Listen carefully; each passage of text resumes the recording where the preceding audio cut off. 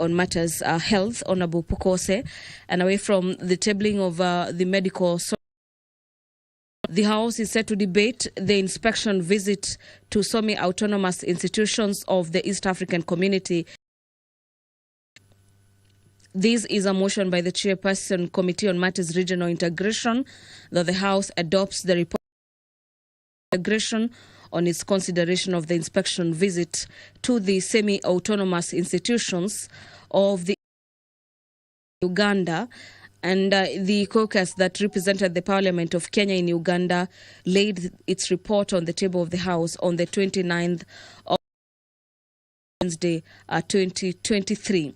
The County Government's Additional Allocations Bill, Senate Bills number 19, of scheduled for debate. This debate is currently at the second stage, and it is by the Chairperson, Honorable Ninde Nyoro. And away from that, the House will this afternoon consider Senate Bills number 13. This is the Manx Bill, co-sponsored at the National Assembly by Honorable Paul Zengo. This is a bill from the Senate, and usually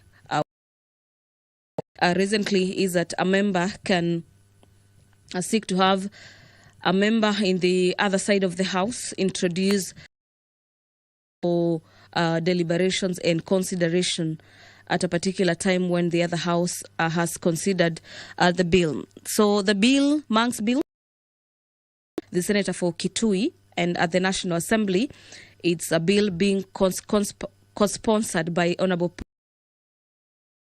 So after the debate on the Manx Bill, the House will this afternoon consider a motion on enhancing reporting business on online platforms. This is a motion by the Chairperson, Committee on Matters Parliamentary Broadcasting and Library. The committee, through its chair, seeks to have the House adopt the report of the Select Committee on Parliamentary Broadcasting on enhancing reporting of parliamentary business on online platforms, and the committee on table of the House. So what we have in this afternoon is the resumption of debate on the enhancing of reporting of parliamentary business. The coffee bill, Senate Bills number 10, is also lined up for debate this afternoon.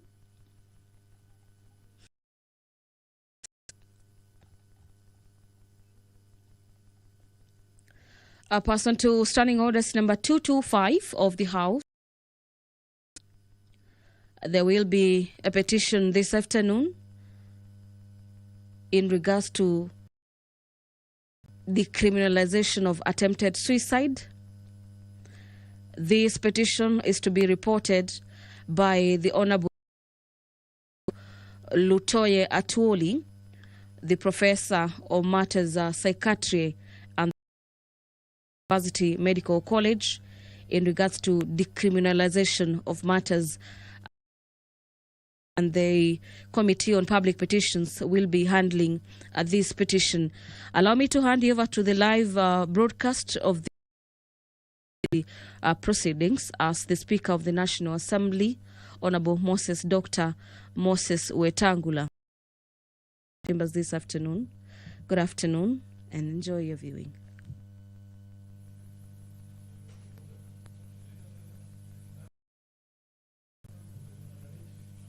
Waheshimiwa, tuombe. Ewe Mwenyezi Mungu ambaye kwa hekima nyadhifa za viongozi na mabunge kwa ustawi wa jamii na utawala wa haki wa wanadamu, tukusihi utazame kwa yako ambao ameridhika kutuita tutekeleze shughuli muhimu za jamhuri yetu. Tukuomba uteremshie baraka zako sisi tulio, na utujalie tuyatende na kufikiria mambo yote yatakayofikishwa mbele yetu kwa njia ya haki na uaminifu, ili utukufu na sifa zako na ili kustawisha amani, ufanisi na heri ya nchi yetu na wale ambao haja zao umezikabidhi mikononi mwetu. Amen.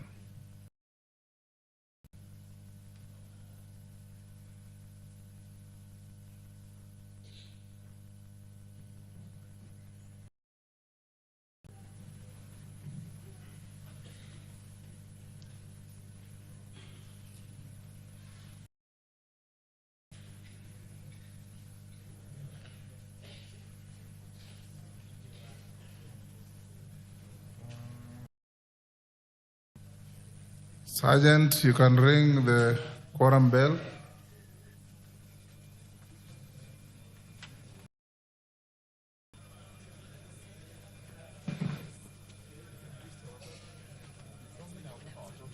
Yes. The quorum bell has been put on the ring mode to allow members of the presence of Parliament to make their way into the chamber this afternoon. This directive by the Speaker is pursuant to standing guides the House on matters quorum when the House is commencing. By all indications on your screens, you can see the sergeant at arms with a piece of paper are technically trying to are making their way into the chamber, and immediately we get the signal that we indeed have 50 members to the matters arising in the chamber. But as we wait for that signal, 4 subsection 2C, that being Standing Orders number 44 subsection 2C, of Parliament are set to seek for statements. The first request is by Honorable David Ochieng, the member for Ugenya, whose statement is in regards to an extrajudicial killings by police. This statement will be handled by the Committee on Matters Administration and Internal Security. Honorable Mashua Waithaka will be requesting the status of two Kenyans denied, or these particular Kenyans rather, have been detained in Dubai. Again, are requested to by the Committee on Matters Administration and Internal Security, and Honorable Joseph Namur will be seeking a statement on the incomplete projects in Turkana County. Allow me to hand you over back to the chamber as a good afternoon.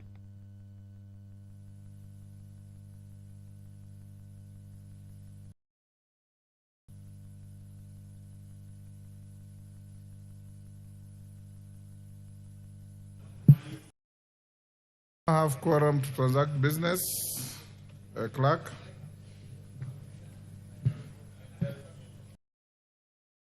Administration of oath. Order number 2, communication from the chair.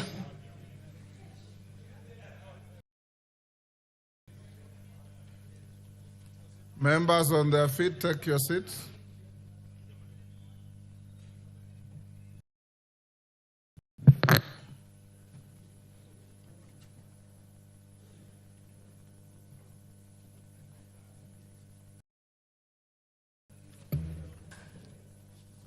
Honorable members, I have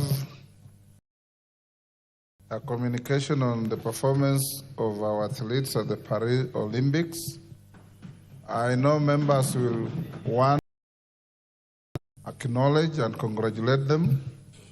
I will give you 30 minutes after question that you can pay tribute to our gallant daughters and sons the world in Paris.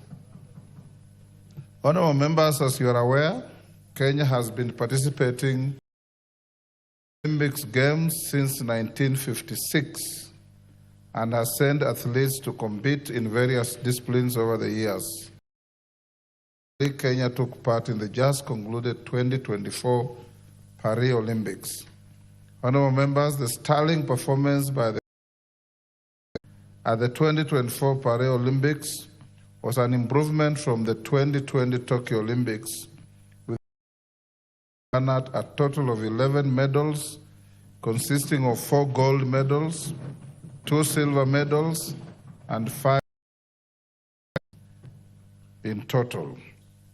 The achievement, honorable members, has earned the country the 17th position of 180 nations and also topped the list of African countries that participate. They have demonstrated the possibility of setting world records, and we celebrate their tenacity. Honorable members, it is worth noting that Ms. Faith Kipyegon, who was also the history by becoming the first athlete ever to win 3 consecutive Olympic gold medals in the race. No other human, male or female, has achieved that success.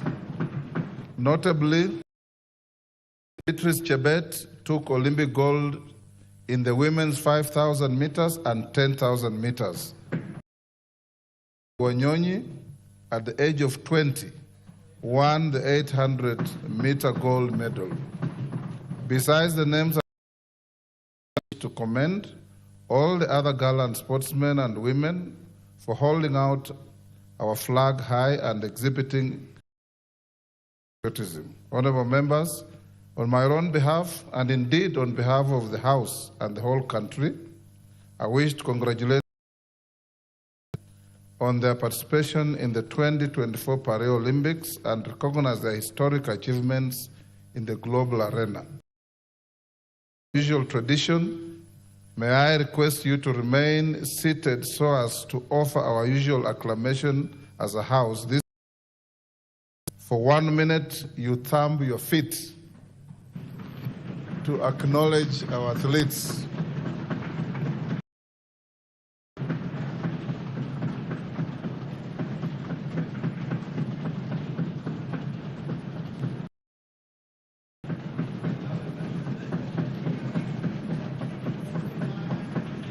Thank you. Well done. Yusuf was not thumbing. Thank you. So after questions, to celebrate these gallant heroes and heroines of our country.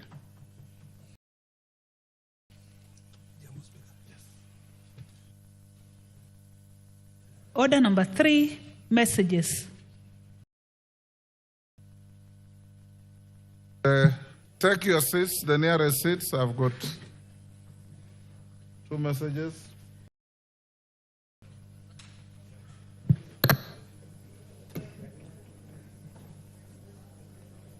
Honorable members, the first message is from the Senate on appointment of senators to Mediation Committee, National Rating Bill, National Assembly Bill number 55 of 2022, and the Conflict of Interest Bill, National 12 of 2023. Honorable members, pursuant to the provision of Standing Order 41-4, the House that I have received a message from the Senate regarding the appointment of senators to 2 mediation committees. The message conveys that pursuant to the provisions of Article 113 of the Constitution, the Speaker of the Senate to mediation committees to consider the National Rating Bill, National Assembly Bill number 55 of 2022, Bill, National Assembly Bill number 12 of 2023. Honorable members, you recall that on 12th June and 24th July 2024, the House rejected the Senate amendments to the National Rating Bill, National Assembly Bill number of 2022, and the Conflict of Interest Bill, National Assembly Bill number 12 of 2023. This effectively committed the 2 bills to mediation committees pursuant to Article 1122B of the Constitution. I appointed 9 members to each committee to represent the National Assembly via communication issued 2024 and 31st July 2024. In this respect to the National Rating Bill 2022, the Senate has appointed the following senators. 1, Senator John Methu Muhia. Order. Honorable Gikaria. Senator Dr. Steve Lutembesi Lelenkwe, CBS MP, Senator William Kipkorir Chepahome Wamatinga MP, Senator Mariam Sheikh Omar MP, Senator Isa Boy Juma MP, Senator Agnes Kavindu Mudhama MP, and Senator Beatrice Akinyi Ogola MP. With respect to the content 3, the Senate has appointed the following senators: Senator Omogeni Eric Okongo, Senior Counsel, Senator Faki Muhammad Mwinyi Haji, CBS MP, Senator Maanzo Daniel Kitonga MP, Crystal Kagehi MP, Senator Orwoba Gloria Magoma MP, Senator Mungatana Donston Buya MP, Senator Nyutu Joe MP, Senator Chute Muhammad Said MP, and Senator Sigei Wakich MP.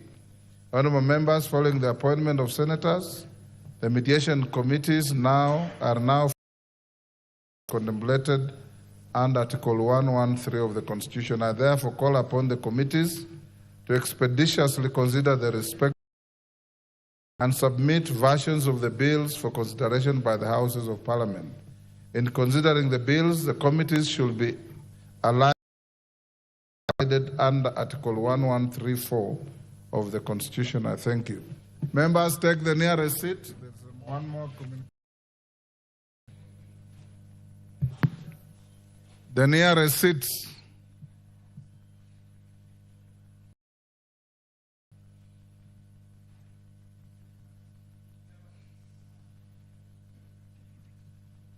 Thank you.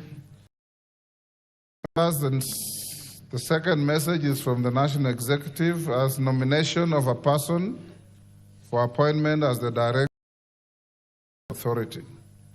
Honorable members, pursuant to the provisions of Standing Order 42.2, I wish to report to the House that I have received a message from the Secretary for the National Treasury and Economic Planning dated 6th August 2024 on the nomination of a person Director General of the Competition Authority.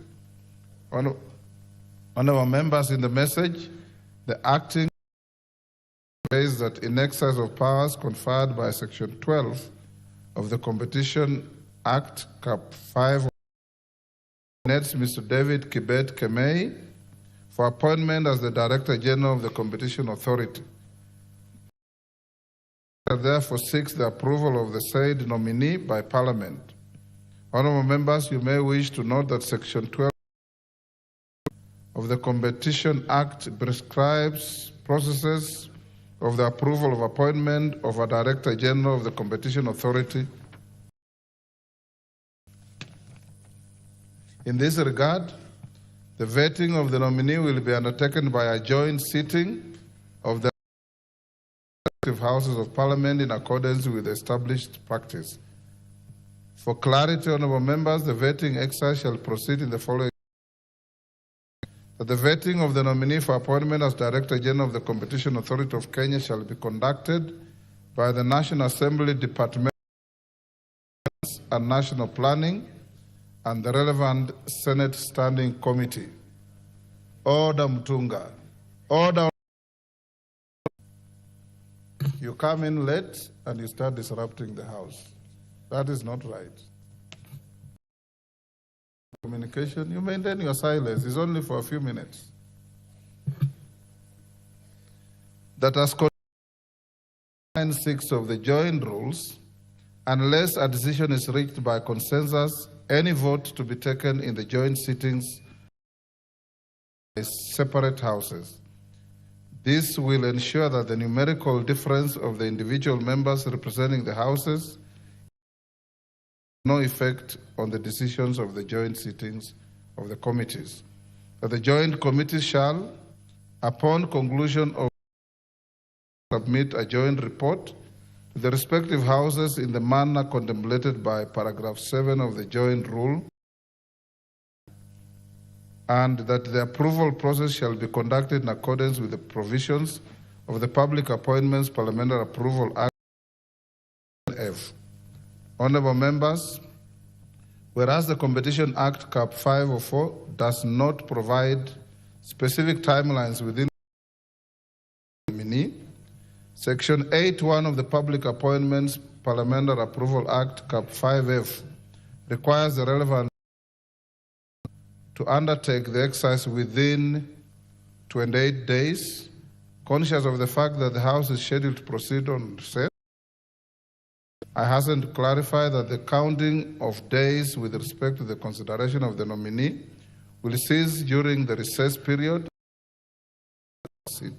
upon resumption. Therefore, the departmental committee shall submit the joint report on or before Thursday, 2024, to enable the House to consider the proposed appointment. Honorable members, the committees are expected to forthwith jointly commence and notify the nominee and the general public of the time and place for holding the approval hearings, and upon conclusion, table the statutory timelines. I thank you. Next.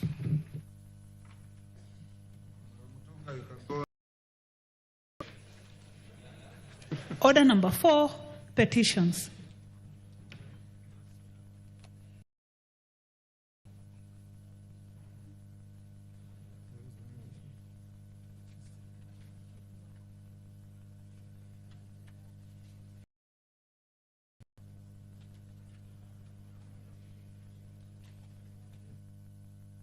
Honorable members, before I prosecute that, allow me to acknowledge in the public gallery AIC Ebenezer from Baringo South, Baringo, Sunrise Academy School from Marakwet,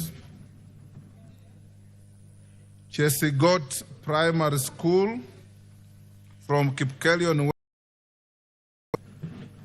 I have been requested by Honorable Hillary to, the school is from your constituency, right? Of the school from his constituency and the other schools as well, on behalf of all of us.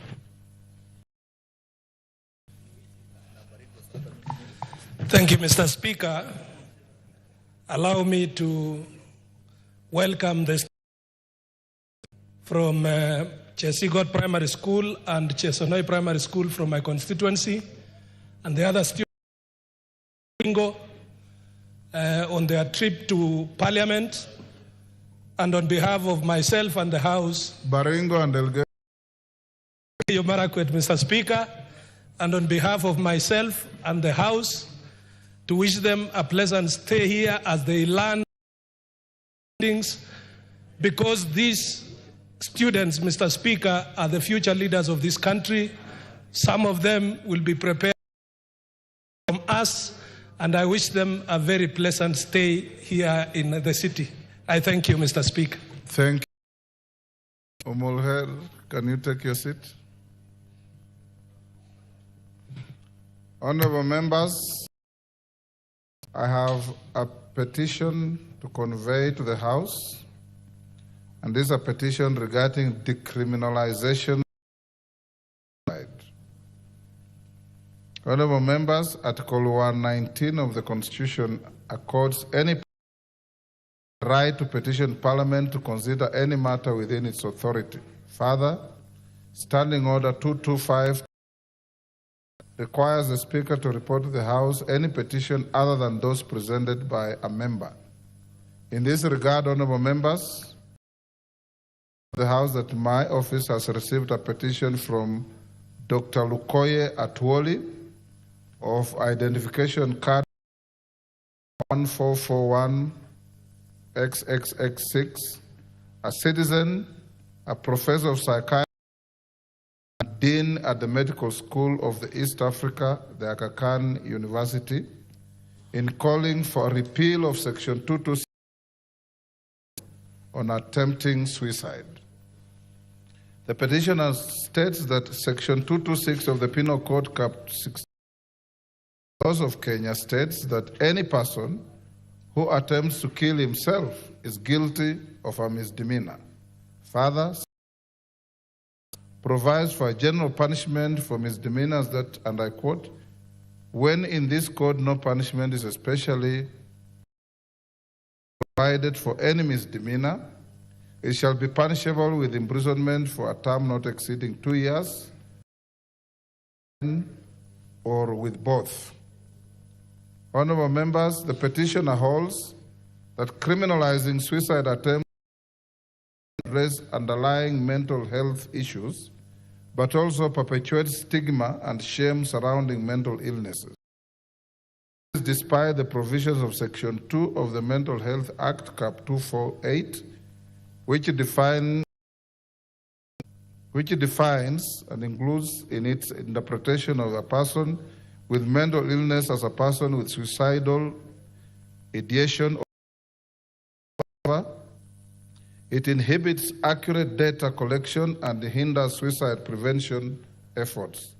The petition remains one of the few countries with such a legislation criminalizing attempted suicide.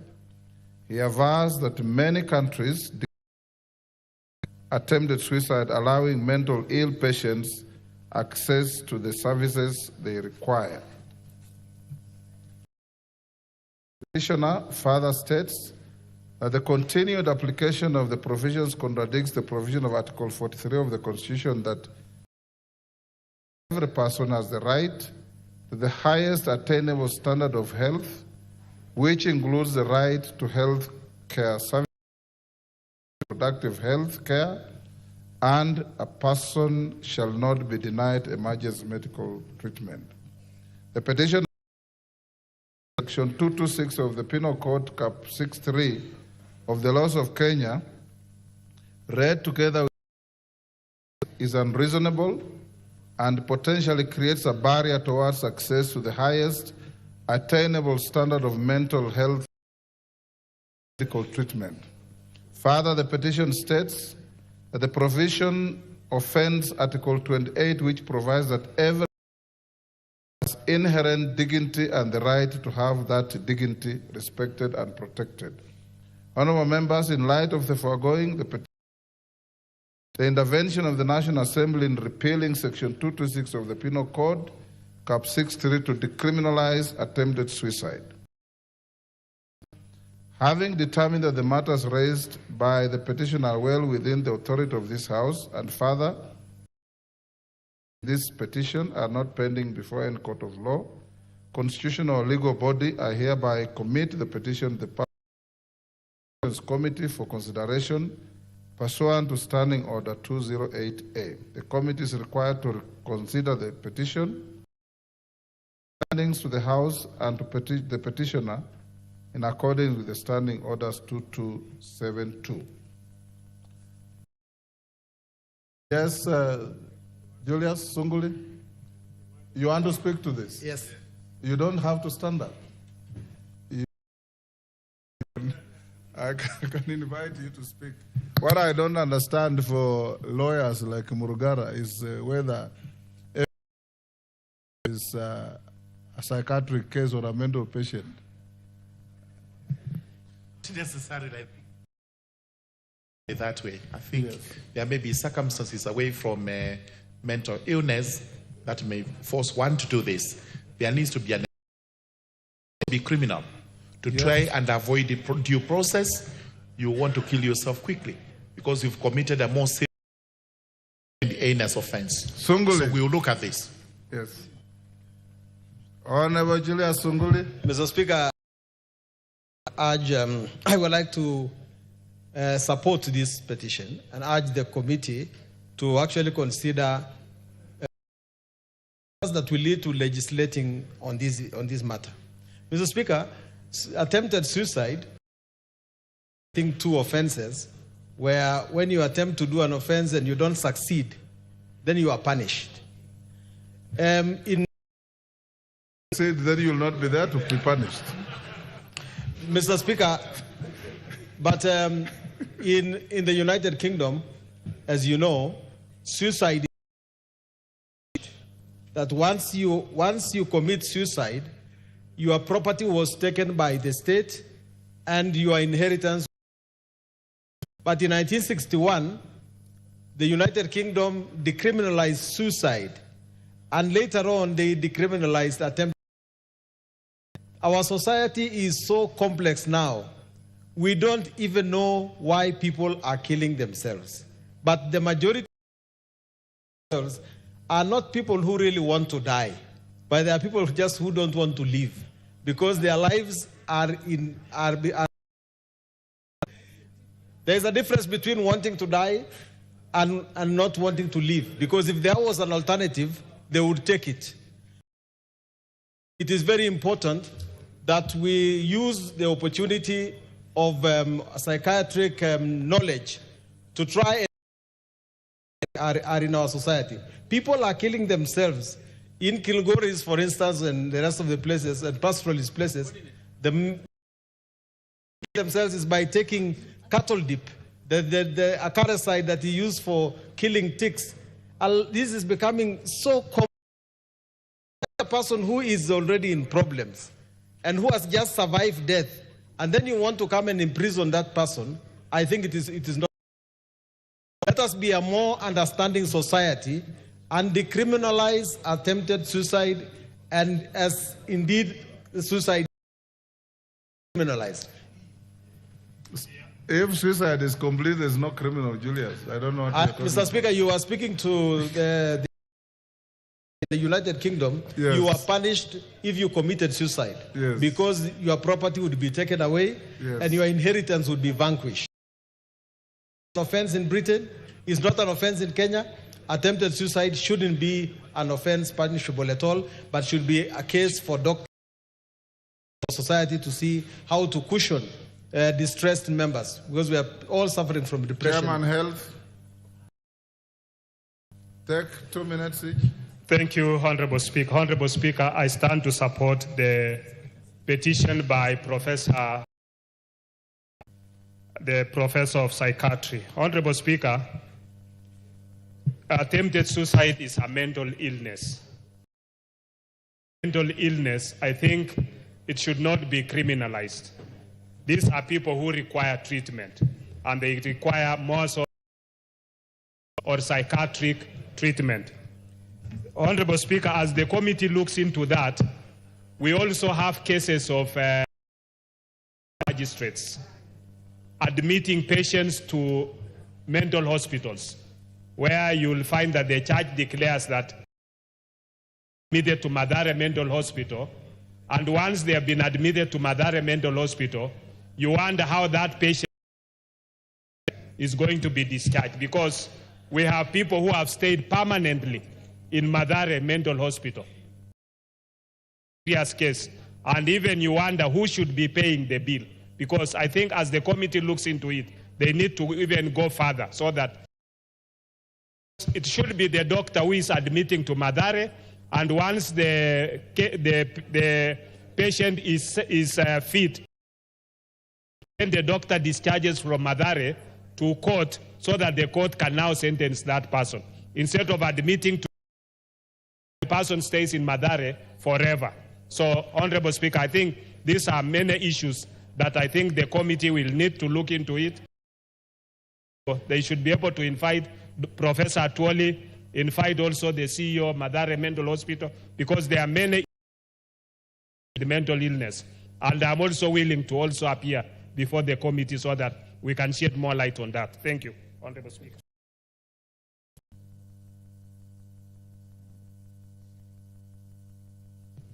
Thank you, Honorable Speaker. Honorable Speaker, I also would like to support and say that in the last Parliament, Kenya National Commission on Human Rights also sent a petition urging this House to amend Section 226 of the Penal Code to decriminalize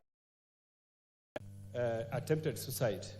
Honorable Speaker, science has shown that people who are mentally stable do not end their lives. And therefore, if there's anybody who is attempting to end their lives, they basically, essentially have a mental condition. Is to be given treatment. So to prosecute such people in courts, Honorable Speaker, is not justifiable. The petitioners that this House needs to make that consideration. and decriminalize the section of the penal code that Speaker I support.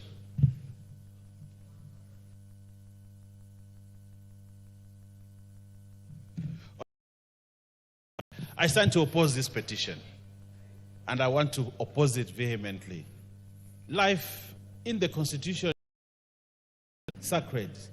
It should be preserved. It is illegal to take the life of another person. Go to take your life. You know, why would you want to jail someone for taking another person's life? For attempting to. But when one person wants to take his life, you say it is okay. I think God meant people to live, not to be killed or to kill them. And they have to die at a certain situation where it must happen by God's grace or God's will. If we decriminalize attempted suicide in this country, we will be picking people in the streets, so many of them, having killed. We must ensure that every Kenyan looks at life from. Why do we oppose abortion then? Why do we say we are country? But here we're saying that we want to decriminalize a situation where someone takes away. Honorable Speaker, as a Christian, as a person that believes that life is sacred and must be preserved, I oppose this petition, and I want to ask this House never to. Yes, we'll stand to be judged. And I think the Christian fraternity needs to come out and tell Atuoli he is wrong. And I want to stand with all other Christians in the world that believe that we are pro-life, we must preserve life and let life go because God has willed, but that person must die. That I will stand, and even when they bring I will oppose it, Honorable Speaker. Yes. Is that member for Mwalio? Yes, Honorable Mwalio.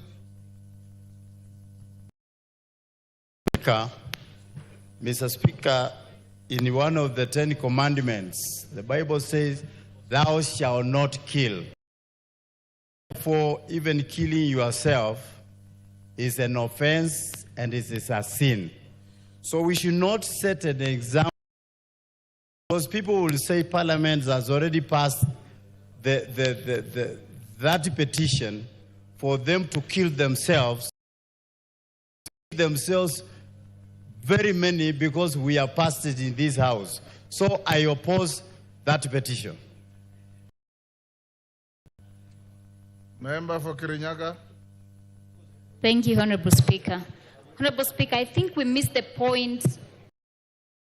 Not understand where the petition is coming from. We passed in the last Parliament a very on mental health. Unfortunately, we have not had the capacity to fully implement the same. Honorable Speaker, that in heaven there's no beer. I do not think any person of sane mind take their life away. There has been medical data that mental illnesses for a very long time in the Africa have not been addressed adequately, because even in the village, we used to say, quote unquote, yule mwenda wazimu. We do not. In the 21st century, it is a disease like any other. It is a condition that must be addressed medically. People undergo clinical testing. They see therapists. Honorable Speaker, I can tell you it is very expensive in therapist. A local person in Kirinyaga County, a local resident, cannot afford 3,000 Kenya shillings per session of work. Mental health must be addressed by this Parliament, the 13th Parliament, adequately. The Ministry of Health and county governments to address issues of mental health adequately. We are not sanctioning or saying that people should take away their lives. Let us come up with solutions to help them so that they stay here longer with us. And like we all know, side. So let us address the concerns of mental health without bringing in religion or saying that this house or that petition would be sanctioning their life. Thank you, Honorable Speaker. Ochanda. Yes, Mr. Speaker, I know, and I know how much has been into this for a while. Mr. Speaker, committing suicide generally is understood that there is a process before it. There are many things that have happened before one decides to take his life or her life. That is generally understood. But then there are situations where we look at extreme anger. Somebody who is extremely by whatever and says, no, can't face this anymore and commits suicide. Oh, my mic is gone. This is something. So I think in my view, what the petition ought to have looked at is, can we subject the issues of suicide before one commits suicide? And I think that's when it will make a lot of sense. Otherwise, the whole issue of life is also very important. That it's not important. It's not good that one takes their own, even if it's by somebody else or by their own. But then the most critical thing is most situations where we have issues of followed by many other incidents, many other activities, many other processes that by the end of the day one concludes that I don't want to face this anymore.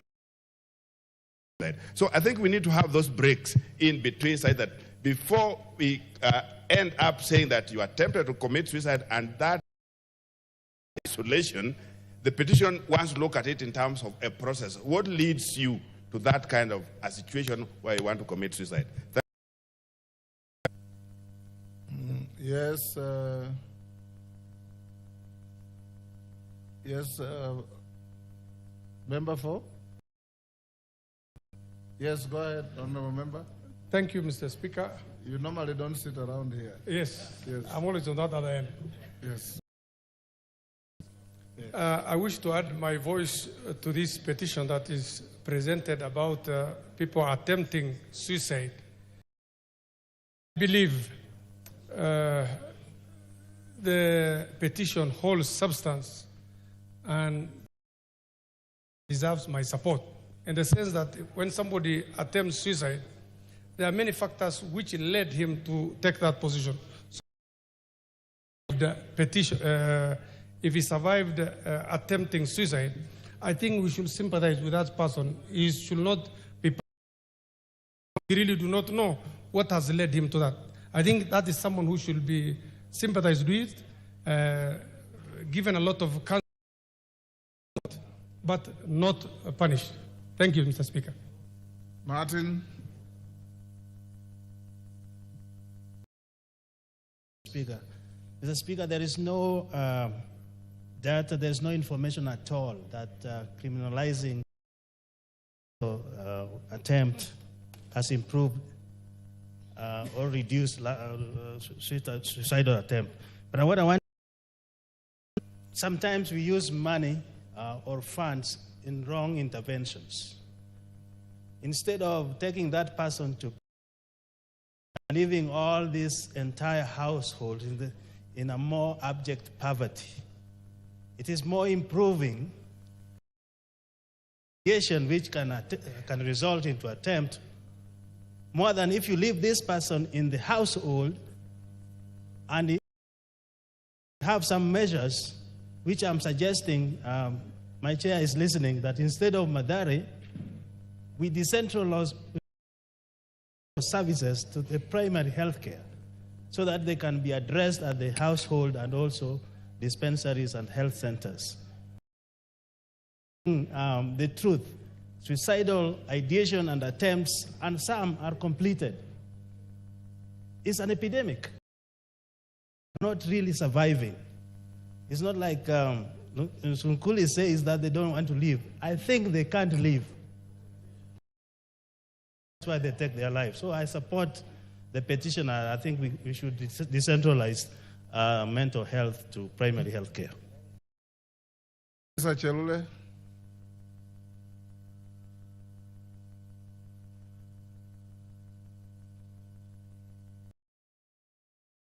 Honorable Chelule, the mic.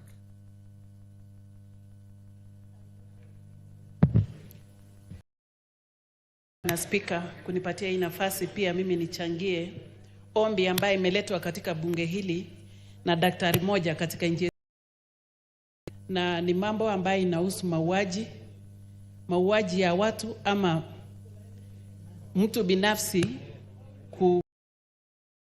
hiyo si Kiswahili sanifu. Kujitia kitanzi. Kujitia kitanzi. Okay. Kujitia kitanzi. Okay. Ninaongea juu ya mwenye anaweza kuuawa ama kuchukua kujitia kitanzi. Bwana Spika. Bwana Spika, kabla mtu hajaamua kujiua ama kujitia kitanzi, sababu fulani ambaye imemfanya afanye hivyo. Hivyo nataka kusema hiyo ni shida ya ugonjwa na pengine ni shida ya inafaa tutofautishe vitu viwili.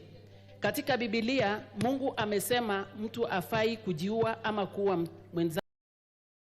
Mtu afai kukufa sababu ya suicide ama kujitia kitanzi ama kuamua kuua mtu mwingine.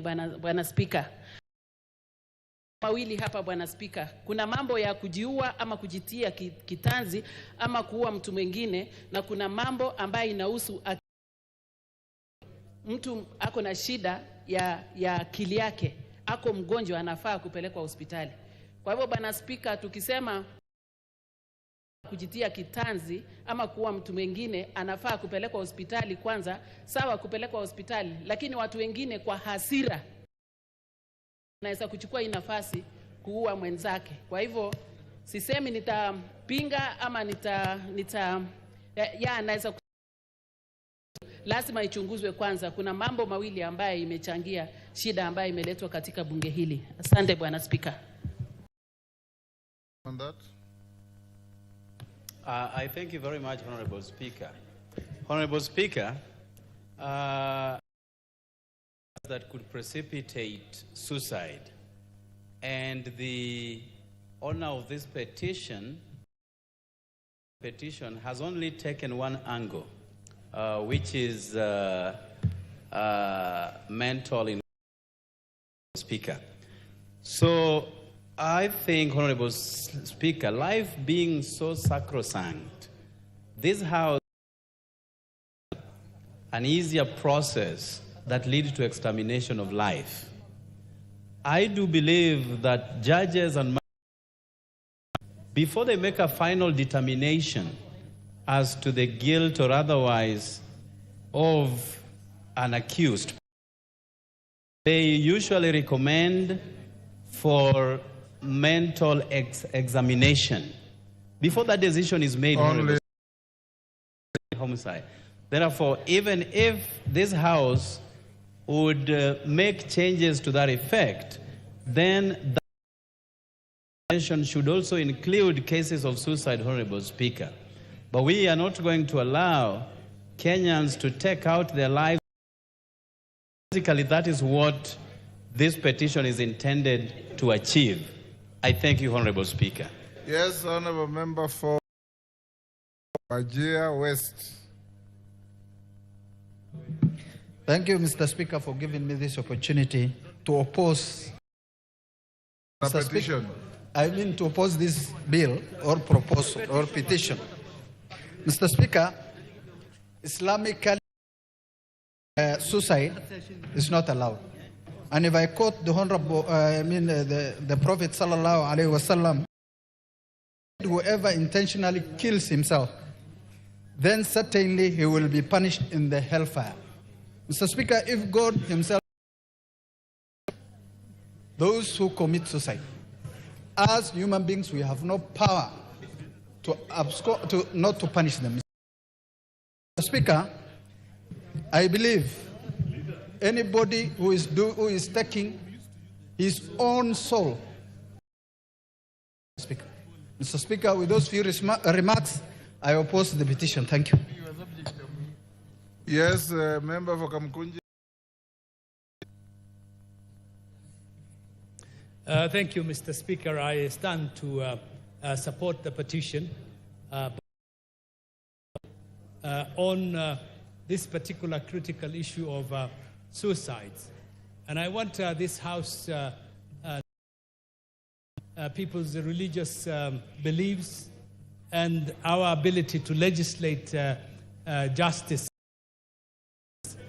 You know, people who are committing suicide are mostly people with mental illness, psychologically balanced, people who have problems in their own lives and feel that it's not worth living life on earth. Biblical or Quranic verses in order to oppose it is rather out of place. And I think we should declaim and make sure that, in fact, the patients who survive get the medical attention that they need, psychological, and get the necessary help that they need. I heard some member of parliament say that, in fact, we will be encouraging more people to commit suicide. But even if you took someone who is not balanced and who has survived to prison, they can still hang themselves in prison. So I think we should give them the support that they need. We should protect them, and we should make sure that, in fact, they get that they can enjoy living a happy and a wonderful life in Kenya and on this world. Thank you, Mr. Speaker. You will be the last on this. Bwana Spika, mimi nataka sisi hapa bunge tuwe makini, na sioni kama ni sawa tukisema sisi tusifate dini. Katiba yetu inatambua dini zote. Tunasema katika Uislamu kujiweka kitanzi ni katika dhambi kubwa sana, na naamini kwa Biblia ni hivyo hivyo. Qurani inasema mtu yule haandikiwi madhambi ni watu watatu: ambaye hana akili mpaka wakati wake akili itakapokurudi, na pia mtoto mdogo, na mwingine ni yule. So kama kutakuwa na njia hapo ya kuhakikisha kweli hana akili, then hapo tunasema hana dhambi. Lakini pengine zina safari, hata mtu akikosana na bwanake ameoa bibi mwingine, sisi wengine angalau tunakubali wanne, lakini kuna wengine wakiolewa tu anajifanya amekunywa, hataki, ni drama tu anafanya, kumbe hiyo afaa kuwa punished. So kuna mambo mengine hapo yasiingizwe katika. Asante Bwana Speaker. Okay, the petition is committed to the Committee on Public Petitions. They report back in 60 days. Honorable members, before the next order, honorable members, order. Honorable members, allow me, and on your behalf, to welcome back to the House your colleague from Isiolo North, who has been battling with some ailment for several months, in this house for close to a year. We thank God that he is now recuperating properly. He still come to see the Speaker and informed the Speaker that he is now able to attend the House at least minimum 30 minutes to an hour per session. And we all must wish him a quick recovery so that his duties on behalf of the electorate of Isiolo North. Honorable Samal, welcome back. And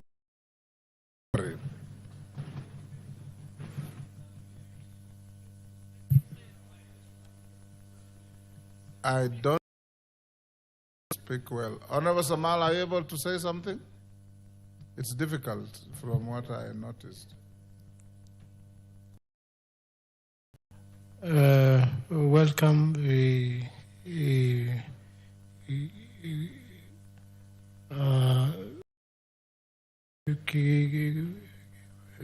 And Honorable Samal, don't stress yourself. We wish you a very quick recovery. The time I saw you at the hospital and now I can report to the House that there is tremendous progress in Honorable Samal. Next order. Order number 5. Majority Leader.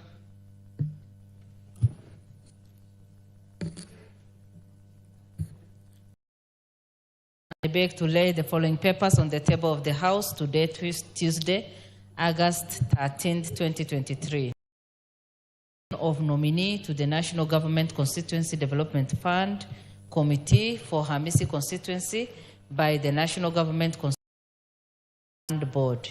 Number 2, National Government Budget Implementation Review Report of the first 9 months 2023 for the year 2023 to 2024 from the Office of the Controller of Budget.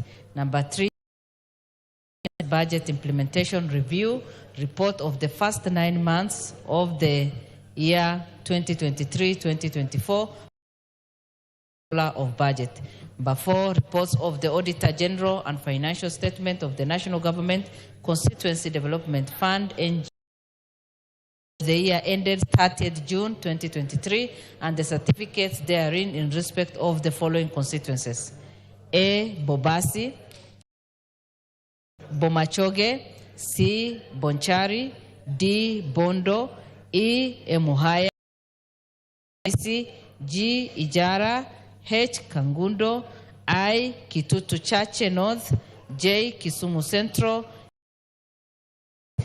L. Lafe, M. Lagdera, N. Mandera East, O. Mandera South, P.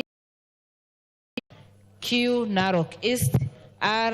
Nyakach, S. Nyando, T. Nyatike, U. Rerienda,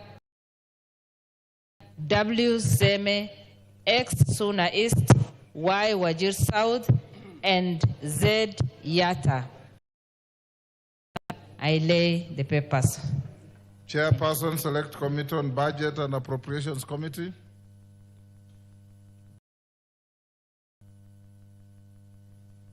Thank you very much, Honorable Speaker. Honorable Speaker, I beg to lay the following paper on the table of the House to 13th August 2024. Report of the Select Committee on Budget and Appropriations Committee on its consideration of the Allocation Bill, that is Senate Bill number 19 of 2024. Thank you very much, Honorable Speaker. Thank you, Chairman. Diaspora and Migrant Workers Committee. Aika.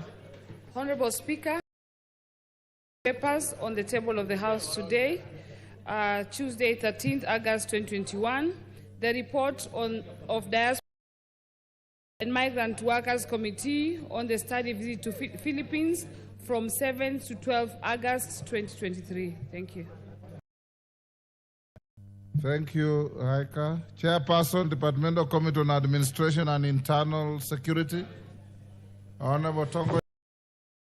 Honorable Speaker, I beg to lay the following papers on the table of the House today, 13th August 2024. The report of Administration and Internal Security on the inquiry into the state of security in the 6 counties of North Rift, of Baringo, Turkana, West Pokot, Samburu, and Laikipia, declared as disturbed areas. Chairperson, Departmental Committee on Agriculture and Livestock, Dr. Mutunga. I beg to lay the following paper on the table of the House today, that Tuesday, 13th of August 2024, report of the Departmental Committee on Agriculture and consideration of the Mang Bean Bill, Senate Bill number 13 of 2022. Thank you, Honorable Speaker. Mutunga. Next order. Order number 6. Motion.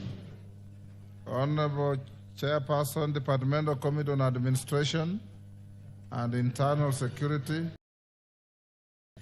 Honorable Speaker, I beg to give notice of the following motion, that this House adopt the report of the Department on Administration and Internal Security on the inquiry into the state of security in the 6 counties of North Rift, of Baringo, Turkana, West Pokot, Samburu, and Laikipia declared as disturbed areas, laid on the table of the House on August 2024. Thank you, Honorable Tong. Delayed. Next order. Order number 7, questions and statements.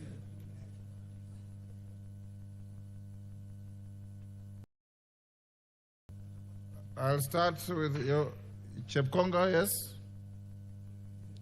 Thank you very much, Honorable Speaker. Honorable Speaker, about 2 weeks ago, you referred a statement by the Honorable Kawanjiko, the Member of Parliament for Kiambu, with regard to some agreement that was signed by the National Treasury and with a company in Kenya,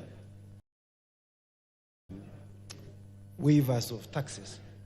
Mr. Speaker, we had a meeting this morning where we interrogated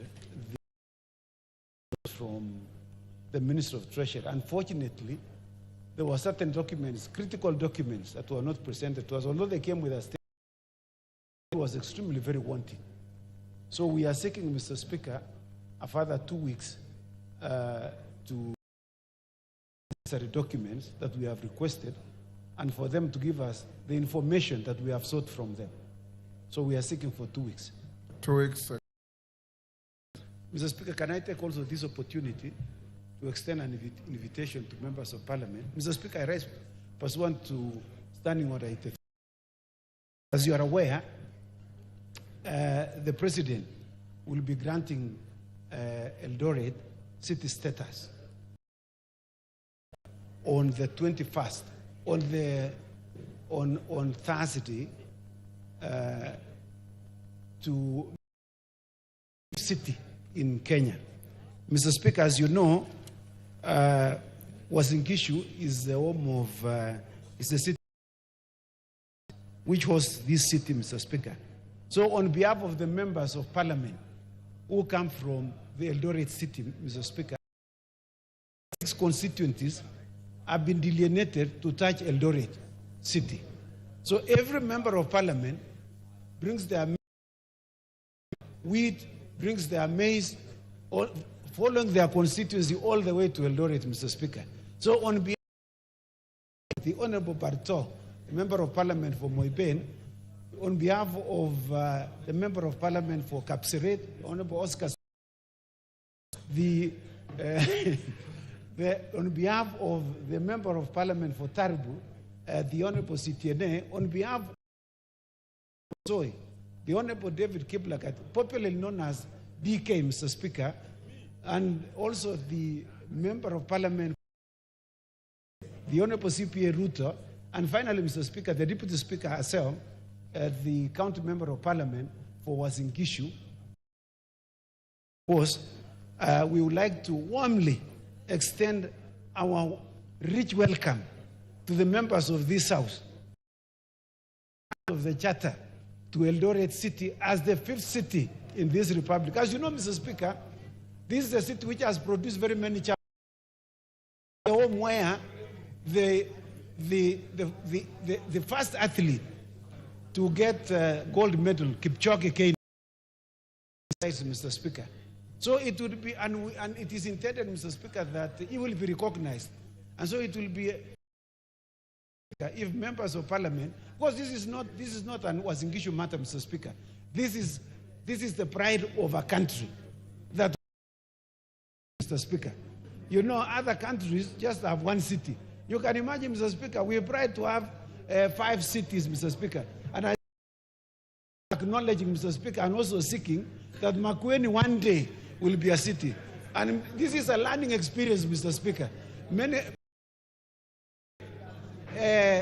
Eldoret is a sister to a number of cities, to a number of towns around this county, Mr. Speaker. As you know, Bungoma is one of them, Trans Nzoia, Kericho, Bomet, Elgeyo Marakwet, Baringo, Kitale, Mr. Speaker, have been corrected by the Honorable Bukose. That's where he comes from, and he plans to attend, Mr. Speaker. So, to attend this grant of this charter, Yes, Mr. Speaker. I Nguna. thank you.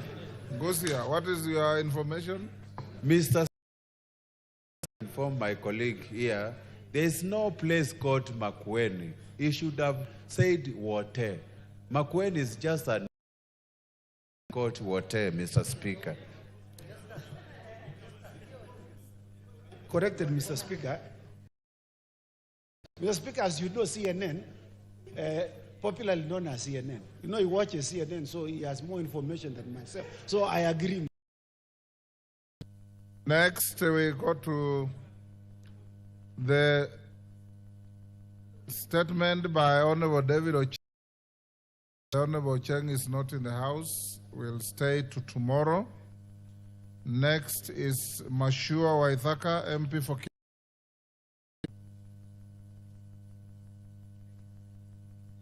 Honorable Mashua, go ahead.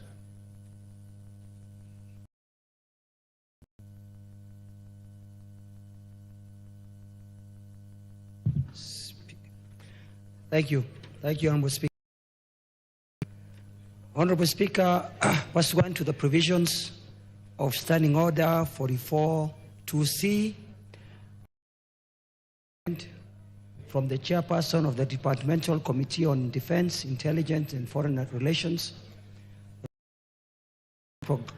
prolonged detention of 2 Kenyan citizens in Dubai, United Arab Emirates.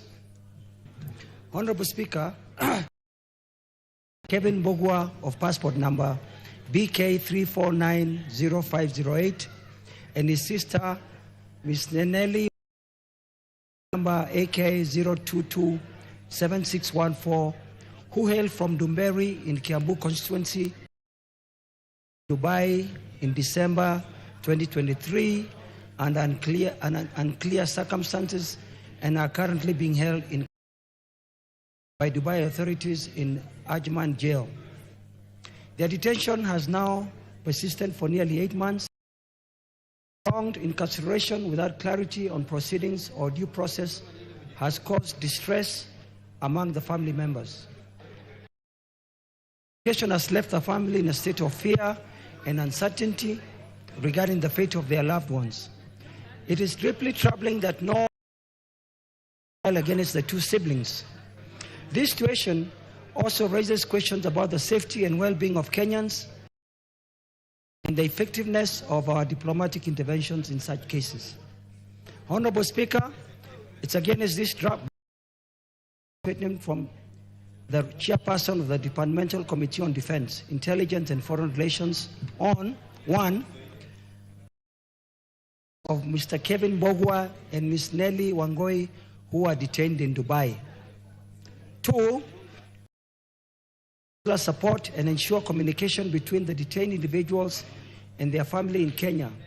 And 3, diplomatic measures to engage with UAE authorities to resolve this matter and ensure the preparation of the 2 family.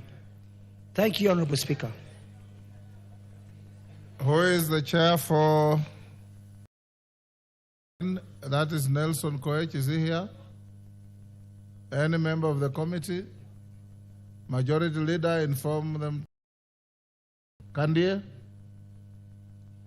you bring the response in 2 weeks.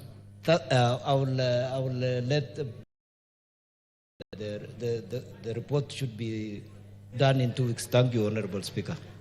Joseph, Turkana Central.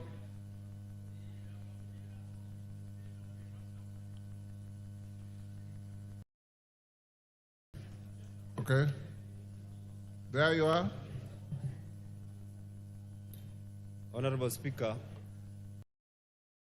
provisions of Standing Order 42-2C, I wish to request for a statement from the chairperson on blue economy. Speak with some energy. We can't hear you. Honorable Speaker, provisions of Standing Order 42-2C, I wish to request for a statement from the chairperson of the Departmental Committee on Blue Water and Irrigation regarding the incomplete projects in Turkana County by the National Water Harvesting and Storage Authority. The National Water Harvesting and Storage Authority was established under Section 16 with the main mandate of undertaking development of national public works, water works for water control on behalf of the national government. The authority plays a critical role in promoting access to water for Kenyans in the Constitution. However, it is deeply concerning that despite the Kawalase flood control project receiving budgetary allocations in financial year 2018-2019, 2019-2020, year 2023-2024 for gabion construction and river training works, no tangible progress has been made Water Harvesting and Storage Authority. The lack of progress on the project not only denies access to water, but also leaves them vulnerable during the recurring floods that have caused devastating losses in the region. Continues, more catastrophic losses are expected, including the risk of displacement of Napetet village and the adjacent Lodo municipality. Honorable Speaker, it is against this background that I request for a statement Departmental Committee on Blue Economy, Water and Irrigation on the following. 1. What are the reasons for the complete status of the Kawalase flood control project by the National Water Harvesting and Storage Authority in Turkana County? Will the ministry provide a report on the utilization of funds allocated to the project from financial year 2018 to financial year 2023-2024? Number 3, what measures is the ministry putting in place to ensure stalled projects? And number 4, what steps is the ministry taking to enhance project oversight to prevent similar occurrences of incomplete projects in future in Turkana County? Thank you, Honorable. Yes, Bowen, Chairman. Thank you.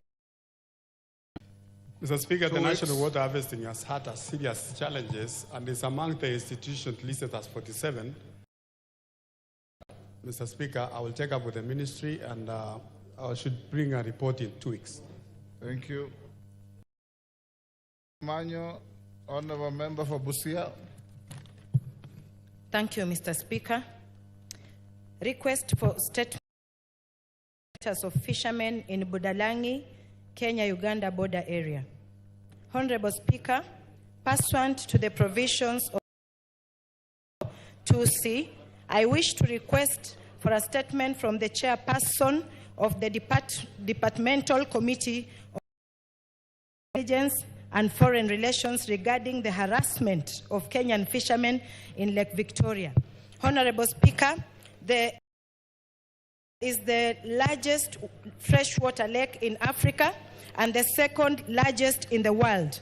It is a shared resource of Kenya, Uganda, and Tanzania, and supports the livelihoods of millions of people, particularly those who depend on it. It's regrettable that Kenyan fishermen continue to face many challenges arising from conflicts with Ugandan authorities. One of these conflicts is the frequent arrest and detention of Kenyan fishermen security forces who accuse them of trespassing into Ugandan waters or operating without valid licenses. Ugandan police officers often confiscate the boats and equipment of Kenyan fishermen and demand bribes from their release. Some of these bribes can be as high as Uganda shilling 1,000, which is equivalent to Kenya shillings 30,000 per person. In some cases, Ugandans have also used violence against Kenyan fishermen, resulting in injuries or even deaths. Honorable Speaker, incidences violate the rights and dignity of Kenyan fishermen who are entitled to fish in the lake as per protocols signed by the East Africa Community EAC member states. These agreements and protocols include Fisheries Organization LVFO, which was established in 1994 to promote sustainable and development of the fisheries resources in the lake. The LVFO also aims to foster and coordination among the riparian states on issues such as fishing license, enforcement, monitoring, and research. These incidences undermine the spirit of friendship and Kenya and Uganda, which have a long history of bilateral relations and cooperation. The two countries share not only but also a common culture, language, heritage, and destiny. Honorable Speaker, it is again drop that I seek a statement from the Departmental Committee of Defense, the Intelligence and Foreign Relations, steps being taken by the ministry to engage with the government of Uganda to ensure that Kenya and Victoria are treated with respect and dignity, and that any disputes over fishing rights are resolved amicably. 2. Strategies put in place by the ministry to work with LVFO and other stakeholders, the fishing policies and procedures in the lake, and to provide adequate support and protection to Kenyan fishermen.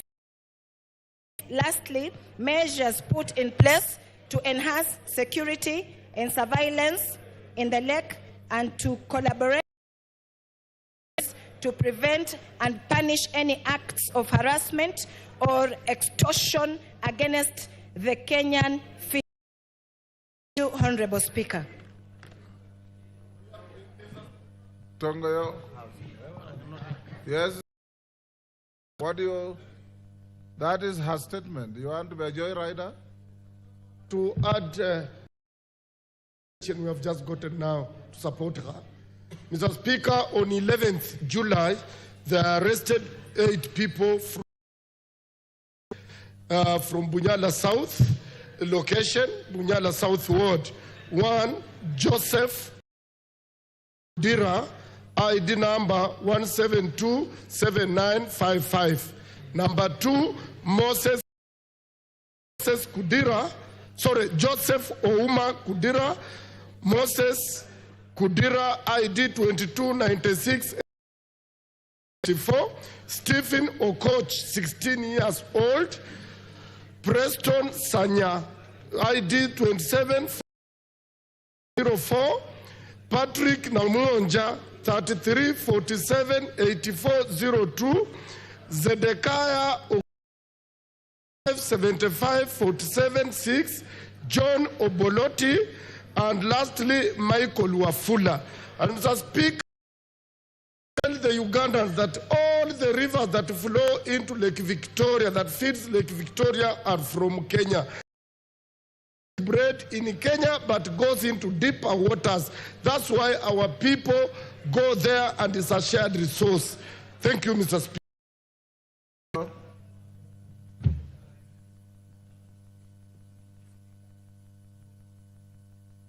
Give him the... I'm one of the constituencies I represent that is badly affected by the so-called bad manners of our Ugandan neighbors. Honorable Speaker, hardly a week ends without reports of abduction. Actually, this is abduction. Honorable Speaker, they come all the way to the shores of Lake Victoria on the Kenyan side and abduct our fishermen that they can give them the 30,000 they always crave for every single day. And when we ask them why they do that, they say the military are not paid any salary, so they are suffering, and that's why they come to look for little money. But Honorable Speaker, for us from Funyula, we have found You take our boats, you take our people, we also hold yours. It's now become, we hold yours at ransom and we trade off. So we really want the two countries to have a discussion, including Tanzania. We put this matter to an end. These are shared resources where people of the same language, same culture, same tradition, we do not know why they keep on doing this. We are going also to look for self-help measures so that we resolve this matter once and for all.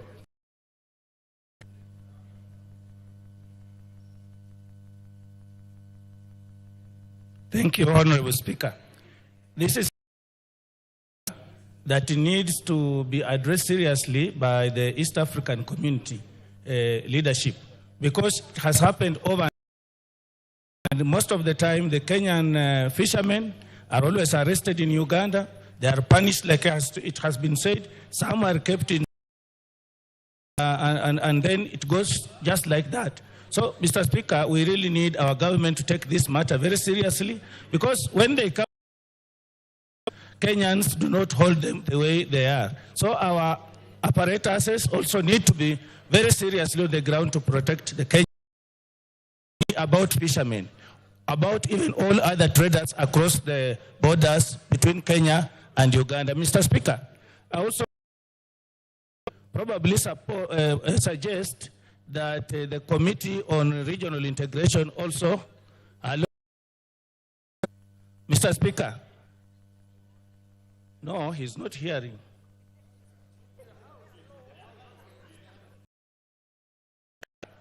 I also would like to suggest that the Committee on Regional Integration probably be involved in this petition. This statement. Bondo, member for Bondo. Mr. Speaker, menace. Mr. Speaker, the whole issue of the conflict between Kenya and Uganda, particularly our fishermen, is a menace. And the time that this will be addressed, I think there's going to be a lot of peace in that region. If at all we are completely unable, let's use the simplest way, even if it's a string. Can we have it on the lake? For anybody else, if you are crossing from Ugandan side, or if you are crossing from the Kenyan side, you get to know that you are at the boundary, because it is difficult. Nobody can know exactly where that boundary is. And what on is fish. Even when you had a boundary over the water, fish will not will never respect that boundary. They will cross left and right. And thing is that we must get a harmonious way of coexisting, particularly between Kenyans and Ugandans. The people who are using the resources on the lake, Mr. Speaker, is something that has been there for long, it's been persistent, and we must get a solution to it. Yes, Seme. Thank you, Mr. Speaker. Mr. Speaker, this is a big the lake. But Mr. Speaker, I just want to draw attention that there was actually 2 years ago, we passed and established a unit which function was to actually guard the coast and actually protect the fishermen. And it was expected that by the time the Uganda forces come in, they would probably meet our coast guards and therefore without affecting the fishermen. So, Mr. Speaker, I think what we should look at, what does the Coast Guard do, particularly in Lake Victoria? It was actually that a base would be established somewhere around Busia. So, Mr. Speaker, this is something we really must address. Yes, lastly, because Mutunga, you want to speak to this? Thank you, Honorable. The issue raised by Honorable Wanjala, the member for Putalangi, is a very serious issue, and I attention because all of us, especially who live along the border, these resources must be shared equally. We are all signatories to the East African Federation, and as East Africans, we should not have the people of Putalangi, the people of Endebess, the people of Funyula, or the people of Matayos moving, whether they are fishermen or they are hunters and gatherers, so that they get whatever resources they need to get. That should be addressed by the head of state of Kenya, President Ruto, together with his brother, President Museveni, so that this is once and for all. Thank you, Honorable Speaker. Let's end here on this. Mutunga, with the last. Thank you, Honorable Speaker. Honorable Speaker, the issue of skirmishes in Lake Victoria, especially aggression by the Ugandan and especially by the Ugandan government officials, is quite disturbing. Honorable Speaker, we wonder why we do not by the Kenyan security forces. The last time we had issues with Migingo Highland, and there was so much of aggression from Uganda. Honorable Speaker, this matter seems to be fizzling out. Whenever it comes up, we just discuss it here, and it doesn't take effect. We're asking the relevant up and deal with it to the conclusion, because, Honorable Speaker, we should not forget that the Second World War was caused by a single. So Ugandans are going too far to cause a lot of aggression to the Kenyans. As we are resilient and we believe in friendship, when they had problems with Idi Amin and Bin Dada, they were living here and we never killed them. We never disturbed them. The waters actually come from. I don't understand why they should always be disturbing our people when they are even fishing on our side of the border. Honorable Speaker, this matter needs to be dealt with. Defense, Intelligence, and Foreign Relations, Kandie, can you bring a response in 2 weeks?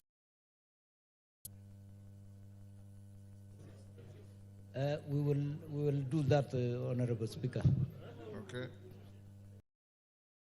Ongoyo, response to a statement by Wilberforce Oundo. Are you ready?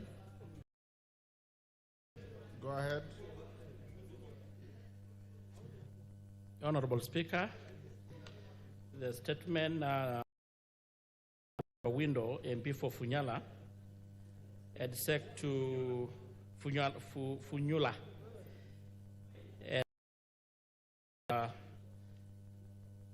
had requested to be informed the criteria of distribution of government vehicles to the national government administration,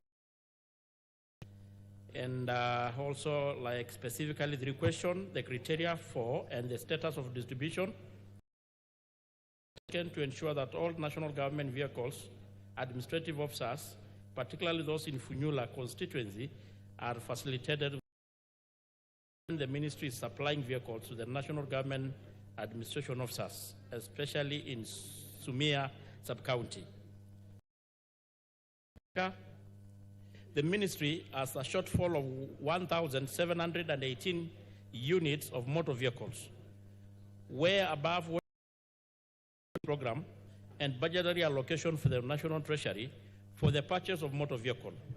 The ministry has embraced the leasing program to address the mobility challenges faced in the service delivery. In the year 2021, the ministry 100 units of Ford Ranger model motor vehicles after expiry of the leasing program, based on the mechanical report from the officers. The units were distributed to all the departments and field administration unit as follows. 8 units, county commissioners, pool for use by ACC in the county, 102, 30, a total of 200.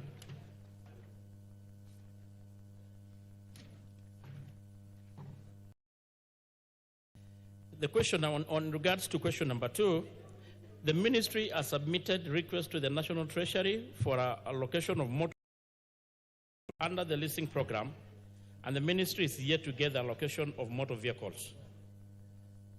That is, Mr. Speaker, in the budget, which actually I had mentioned last week.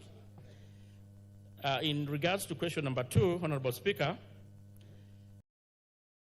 county was among 68 sub-counties that retained Ford Ranger model unit whose lease had expired. MV registration GK B391H is the current by the Deputy County Commissioner. The pool vehicles at the County Commissioner, Busia County, are GK 69J and GK B745H. The ministry is awaiting the national for the leasing program. Once the motor vehicles are availed from the leasing program, the ministry will deploy them to the field, of course, to include in this said sub-county. Priority will be given to the sub-counties that do not have leased Samia sub-county included. Thank you, Honorable Speaker, and I submit. You satisfied? We got the next. Honorable Speaker, discussion with the chair before, and what he has indicated here is what he had told me. Of course, for two reasons. Number one, the timelines are not given. As I stand here, Honorable Speaker, the vehicle is actually grounded. GK B391H is actually grounded. County Commissioner indicates that even the ones that he has indicated here are not in good working condition. So I want to ask him to the ministry so that we expedite the process. They can follow up the money in the treasury, and as they make this, please do not forget the various police stations in Funyula constituency that have got no vehicles at all. The police cannot mount any security operation. They have no vehicles. Sometimes they have to use bicycles or to chase after criminals, which is now becoming a very dire situation. And I want to ask him to continue the ministry to make sure that we move with speed, address these issues. Thank you, Honorable Speaker. Thank you. Yes, because on the same. Thank you, Honorable Speaker. Honorable Speaker, when you listen to Honorable, he's saying that county commissioners have been given 102 vehicles for use by ACCs, and distribution is done because many of the ACCs, including ACCs in Endebes, in Jepcho, they have no vehicle to use, and I don't think they are able to even access those bull vehicles. You have, out of the vehicles that are bought, 68 are given to the DCCs. Then 30 are given for. This means those vehicles are remaining in Nairobi within the departments, and yet we are starving those who are far away to utilize those vehicles. I think Honorable Tongoyo will need to go back to discuss further and give on how the 102 vehicles to the county commissioners have been distributed, and if possible, that have been given to departmental heads to be distributed to the various counties so that ACCs be facilitated to be able to perform their duties.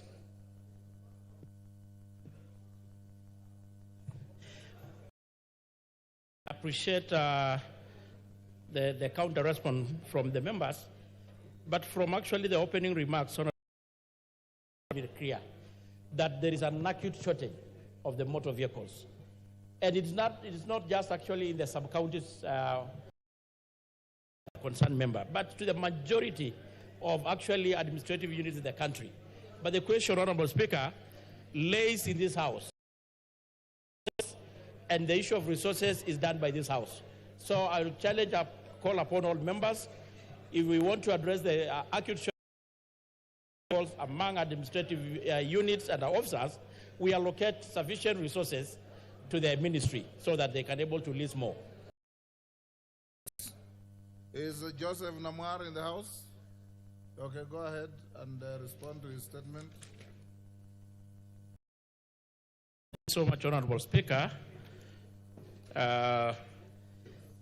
the statement regarding the incident involving the personnel in Marsabit County by the Honorable Member Turkana Central. Of Parliament for Turkana Central, Honorable Joseph Namur had requested a statement regarding an incident involving Kenya personnel in Marsabit County. The Honorable Member particularly requested to be informed detailed account of the circumstances that led to the extensive force by the KWS, the specific action that to ensure thorough investigation and to ensure that the ministry has put in place to ensure that the family of one Mr. Esinyeni is and the step being taken to de-escalate tension between the KWS and the local communities, including collaboration with the Ministry of to prevent such tragic instances. Honorable Speaker, I want to state as follows. On 4, at around 1830, KWS officers based at Sibiloi Game Reserve along the shores of the Lake Turkana when they encountered an ambush and contact with armed illegal fishermen, where officers were fatally injured as follows. One, number 6099, the assistant game warden shot on the right part of the chest. Number 8249, called Oreng, shot on the right part of the chest. The incident was reported to the North Hor police station. The bodies were later removed after processing by the OCS North Hor for KWS camp. Before being airlifted the following day to Nairobi for preservation and postmortem, on the 13th, Honorable Speaker,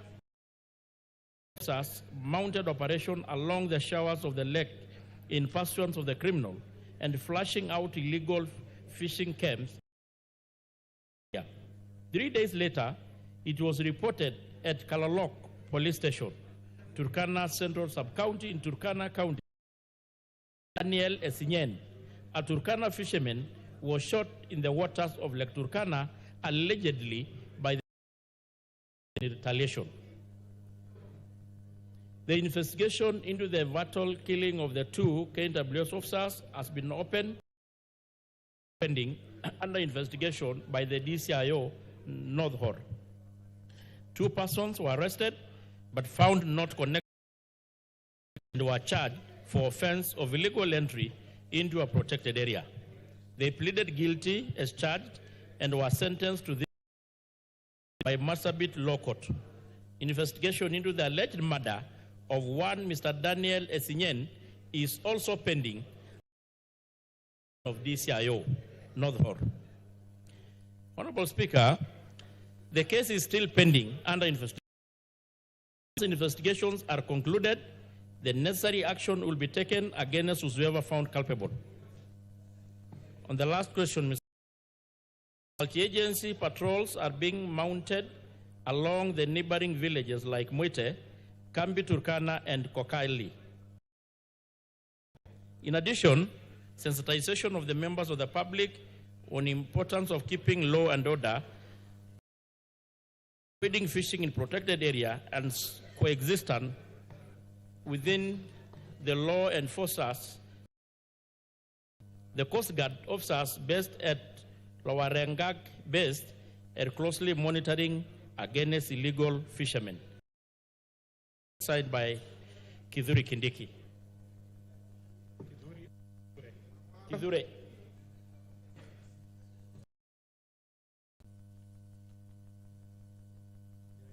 Honorable Joseph, you satisfied? We got the next issue. Honorable Speaker, I am not satisfied by the response. Honorable Speaker, a motive issue, and it must be understood by the CS, whom I the CS for Interior. And the This incident is still ongoing. People are being killed. Some are even dropped into the lake. And their fishing gear confiscated. Honorable Speaker, these are two separate incidents. When the two officers were killed by poachers. Because in Sibiloi, there is fish, and there are also the poachers are the ones who killed the two KWS officers. And we give our condolences. Honorable Speaker, the report of helicopter registration number KWM is not being reported. And this is the helicopter that was used to kill Daniel inside the water. Honorable Speaker, as much as I agree that there is still a lot of investigation, that there is need for a recommendation to have a manner in which the fish, the wild animals, can coexist with the community. Because, Honorable Speaker, there are two communities or tribes there. There is the Merile sub-tribe of the Dasanach and the Turkana. They coexist. But their coexistence with the KWS, there is no demarcation to understand the extent at which the park extends to. That needs to be understood. The same happens even in the central. Honorable Speaker. You are now making a speech. You are to seek clarification. Yes, Your Excellency, this is a very emotive issue for the investigation. It is not very light as it's being put by the CS Interior. And continuing to lose boats, we are continuing to lose the fishing gear, we are continuing to lose engines. In fact, some are into ashes, and people are killed and thrown into the water.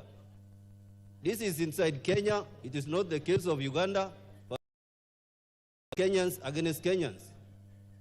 And Honorable Speaker, we need further clarification on the same. That is why I'm saying the rest. Tongoyo. Thank you. Your response is alleged not to be enough. The issue of the helicopter, Honorable, I think is an allegation. It's not something that the member can really prove.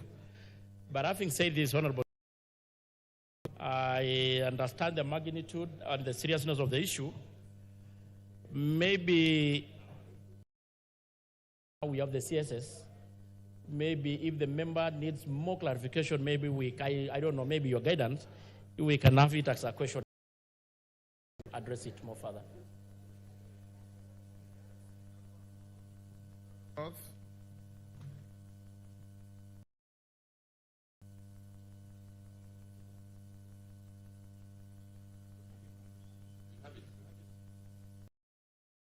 Thank you, Mr. Speaker.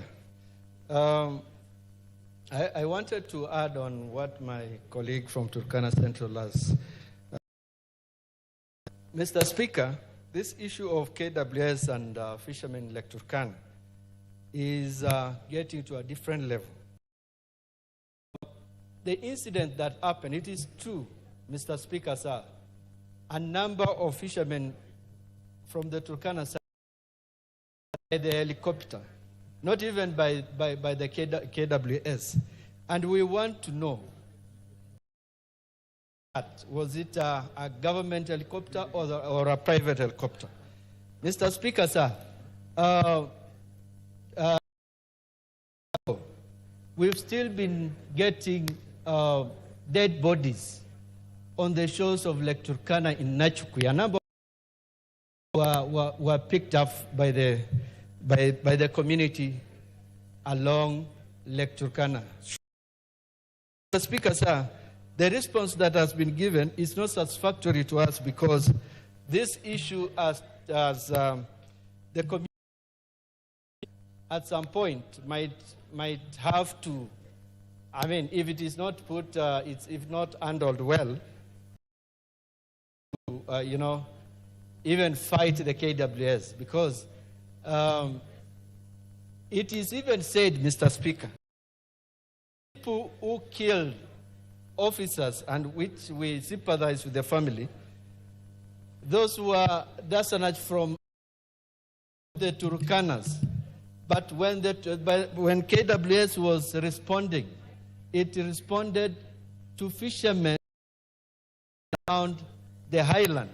So there is a problem, and we need to sit with the DG, the Director General of KWS, so that, because the killing is continuing. Our people are not even fishing, and that is their mainstay. So, Speaker. Thank you. Honorable Tongoyo, I suggest or direct that you have a meeting with the two members of parliament, members from Turkana County, so that you can further discuss this. Next order. Yes, Naisula. Hold on. Mr. Speaker, on 24th of last month, statement regarding challenges facing the new higher education funding model, and you did direct the chairperson education to respond in 2 weeks, Mr. Speaker, and 2 weeks ended last week. And this is a very important statement. Will be reporting to higher education institutions next month, and guardians and parents are anxiety over the new higher education funding model. Where is the chair of Ameli?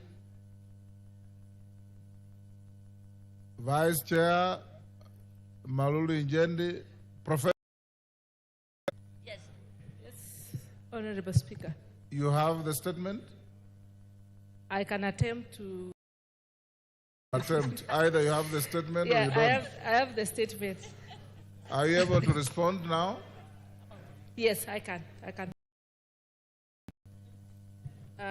Honorable Speaker, I am here to stand in for the chair to present to give a response to the statement by Honorable Naisula on the funding model. The university chair on May 3rd. Which chair? You are addressing the. Honorable Speaker, on 3rd May 2023, His Excellency the President of the Republic of Kenya announced the introduction of the model in higher education effective from the financial year 2023-2024. It is a student-centered funding model, and it represents a shift from the previous model of the higher education funding board. This model aims to ensure equitable access to higher education by directly supporting students' needs rather than allocating funds to institutions. The shift, Honorable Speaker, from the previous is to move individualized and needs-based funding mechanism funding to students, and it has 3 key elements. One is testing instrument. It gives direct support to students, and it has special to vulnerable groups. And this model, Honorable Speaker, is banded in 5. It has 5 levels, so it's banded in 5.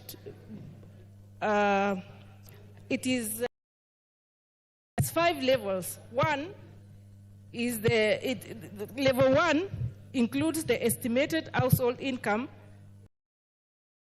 $1,995 per month. The second level is a group of income is 5,000 to 23,670 per month. The third level is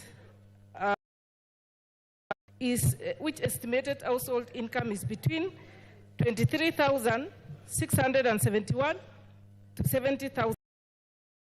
Level 4 is the level 4 group represents estimated household income between 119,000 per month.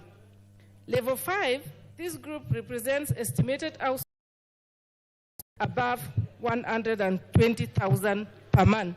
So each student is supposed to benefit from this university funding, these 5 levels. Band 1, I want to give an example of Band 1. If a student is supposed to 1, this student will get a scholarship, a loan, a percentage of loan, and a percentage of household.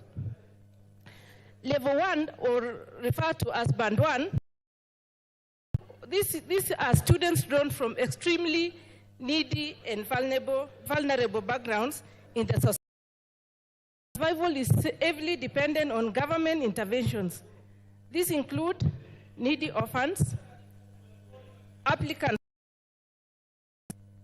in the Ministry of Education and Elimu Fund, applicants in social protection, safety nets, and applicants who are included under affirmative action.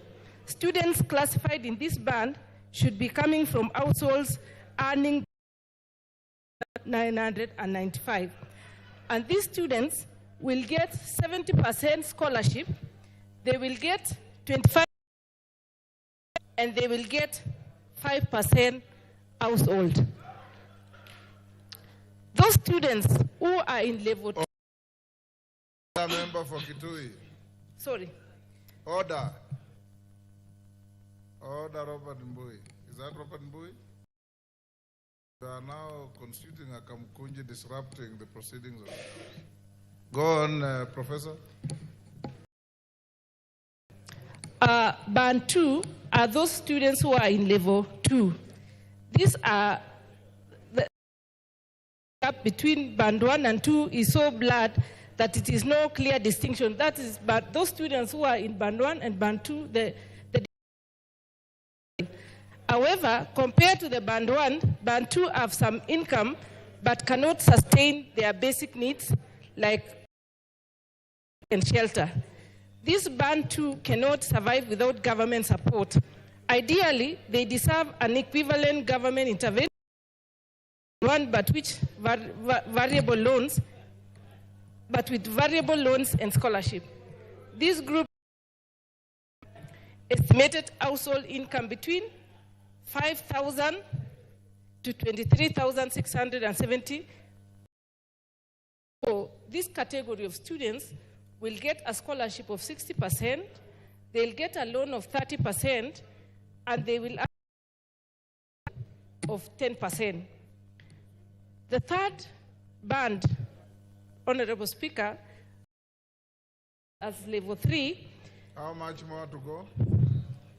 We are in Band 3, we have 2 more. This category. Can you try to paraphrase the Professor? Yes? Yes, Naisula.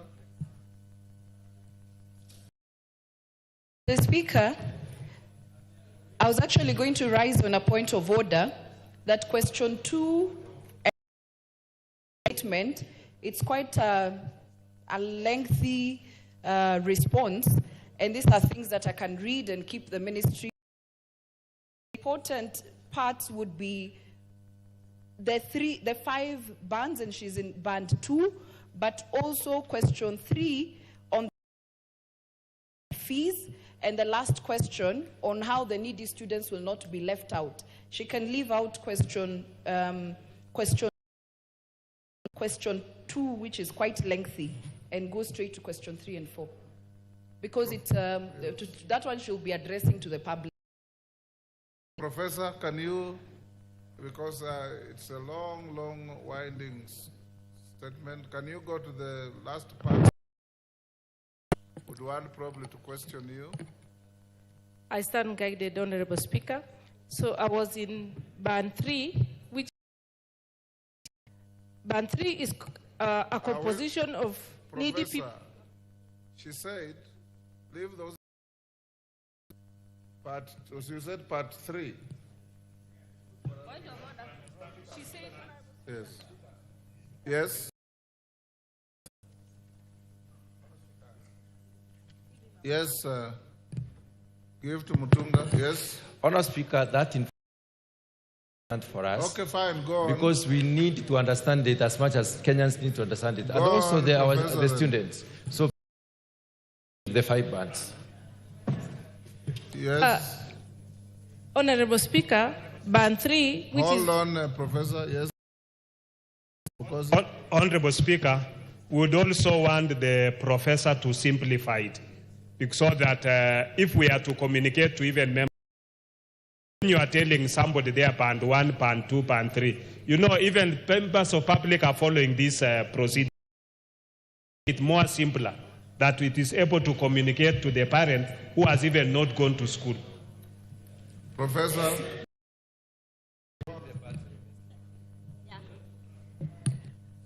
Honorable Speaker, in response to the statement which has been made by Honorable Mutunga, and Band 3. Let me continue. This particular 5 is the differentiation or the different categories or categorizations of students in universities. And the category which a student belongs will dictate how much school fees, how much household they are going to get, and how much loans they are going to get from government. So at this level, our category who is considered as band 3 or level 3. And in this category, this is a category of people considered as needy with some modest income. That is a parent who is needy but has some income. These are low cadre workers that also need significant government support to allow them to This is a group of people who get a salary or who get income between 23,671 to 7 per month. That is a parent whose income is between 23 to 70 is considered band 3. For parent or is at level 4, yeah? Band 3 details. The scholarship they'll get is 50%, and then they'll get a loan of 30%. Yes, because next. You know, Honorable Speaker, Professor had already given us those bands, this much to that much. Now, what we want to understand, how much does the student qualify to get? I already said in the first category, they are getting 75%, then 15%, then 5%. But how much is that? Can you break it down in a more simplified way? That the amount of money is this, and they are qualified to get this. Then the second category of money. The third category will get this amount of money, and the fifth category will get this amount of money, so that people know how much they can, how much the government can be able to give. Through the Speaker,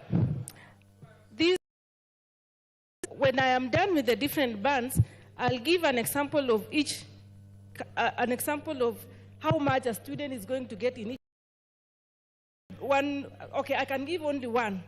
This is because I must give, allow me to finish the characteristics, and then I'll now give an example of how much. For instance, if we pick a student who is going to take medicine in a university, how much? Still believe Okay, what you are thank saying you. could have been said in more ways. Level, band 4, level 3, these are middle income unit cost. This applicant could survive without funding, but the actual program cost created a justification. This group represents estimated household income for between 70,000 to 119. So in that case, these are a group of parents who are maybe comfortable, they have an income, but the problem is the program the student is going to take at the university, because a student who is going to take B.Ed is different from that student medicine. So they'll get 40% scholarship, 30% loan, and 30% household. And then finally, we have 5, which is level 5. Band 5 are high income earners with an estimated income of 100 and might need some modest government support as well, depending on the family size, the number of children, and tertiary level. And they might need support simply because they have a burden. And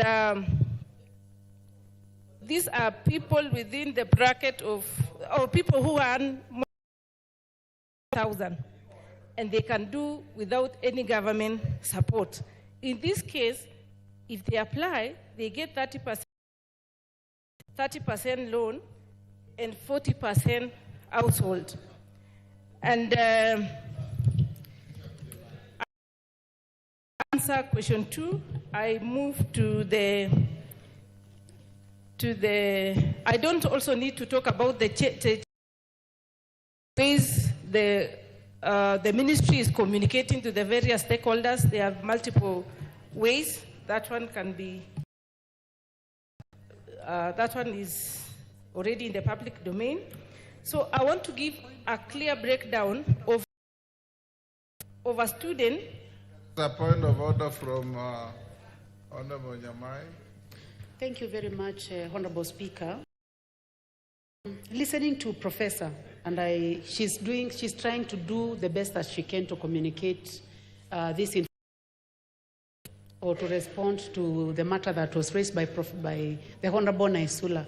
But it's important for us to fully,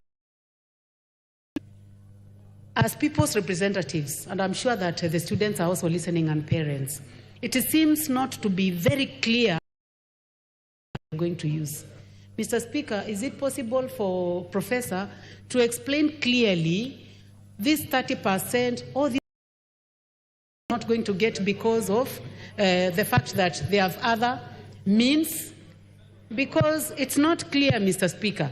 As the MP do not understand what I will tell the students in my constituency, what indicators are being used to identify those who get that study that is going to be done, so that it is done in advance, that we know who gets what percentage, so that students do not.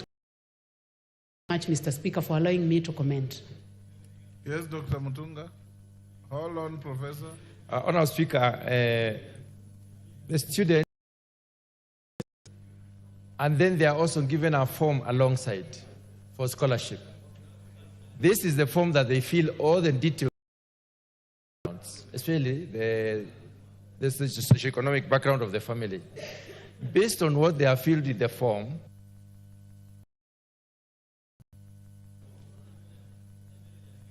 that criteria, the criteria the professor is discussing, is used to assess into which band there will be. When you're given 70% scholarship, it means if the fee is 150,000 a year, then you pay 30% of that fee. Qualify for 20% as loan now. 30% is scholarship, and then 20% you are given as loan, which you can pay after. And then 10% is also given for the household, for the upkeep of the students. That's how this is interpreted. And the students need to know that. Fill the forms comprehensively and give the correct information so that they can be considered fairly. Thank you, Honourable Speaker. Honourable Speaker, thank you very much. This is a very, very, very important discussion we are having, because I've actually despaired. They are not even going to fill these forms. They are not working on it because they received scared them off university places. I know there was a circular by the secretary, principal secretary, that they withdraw those forms. But you see, Honorable Speaker, those forms have not been withdrawn. And parents are really struggling to try to in my constituents who are selling land and all that, because this information has not been unpackaged to them. I have had an opportunity to organize all students, and I brought help and I brought COOPs to talk to them. But you see, I couldn't reach to everybody. And yet, the deadline, which is, I think, Thursday, for filling those forms. And I would like to request the Minister of Education to extend this deadline so that we have more students apply. Actually, there are more students who have not applied than those who have applied, because the student. So, Honorable Speaker, probably you need to give a direction to the new Cabinet Secretary that has taken office. Issue 1, to extend the deadline, and 2, to ensure that officers from HELB, officers from COOPs go up to the get the students and the parents to be educated and they are assisted in filling the forms, so that we do not have any student disenfranchised because they don't get information. Honorable Speaker, this is important, and I think your direction is needed. Why don't we let... I thank you, Honorable Speaker. All these are very valid points. Hold on, Naisula. Professor, how much time do you require to finish reading the statement? Honorable Speaker, just 5 minutes. 5 minutes. Let her finish, then you can... Honorable Speaker, Honorable Mutunga has uplifted data generated in this, for these percentages emanates from the student himself or herself. And the ministry already has a lot of data from students, because when they are joining secondary school certificates, they have the details of their parents, and even from the NHIF card, which was at that time, there is a lot of data. The ministry can access a lot of data in order to determine exactly how much an individual can get. However, in situations where a student's data is not ably captured, they can always appellate processes in this, in case you don't get the money. Mr. Speaker, an example of a student who is categorized as band 1, that is that one who is very vulnerable, requires government support at all costs.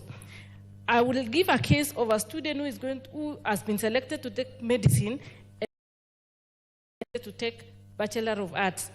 And Mr. Speaker, there was a problem initially where the ministry, which indicated a lot of money, like our program for medicine, a student was getting a fee structure of 600, and it was not necessary for the ministry to give unnecessary information, because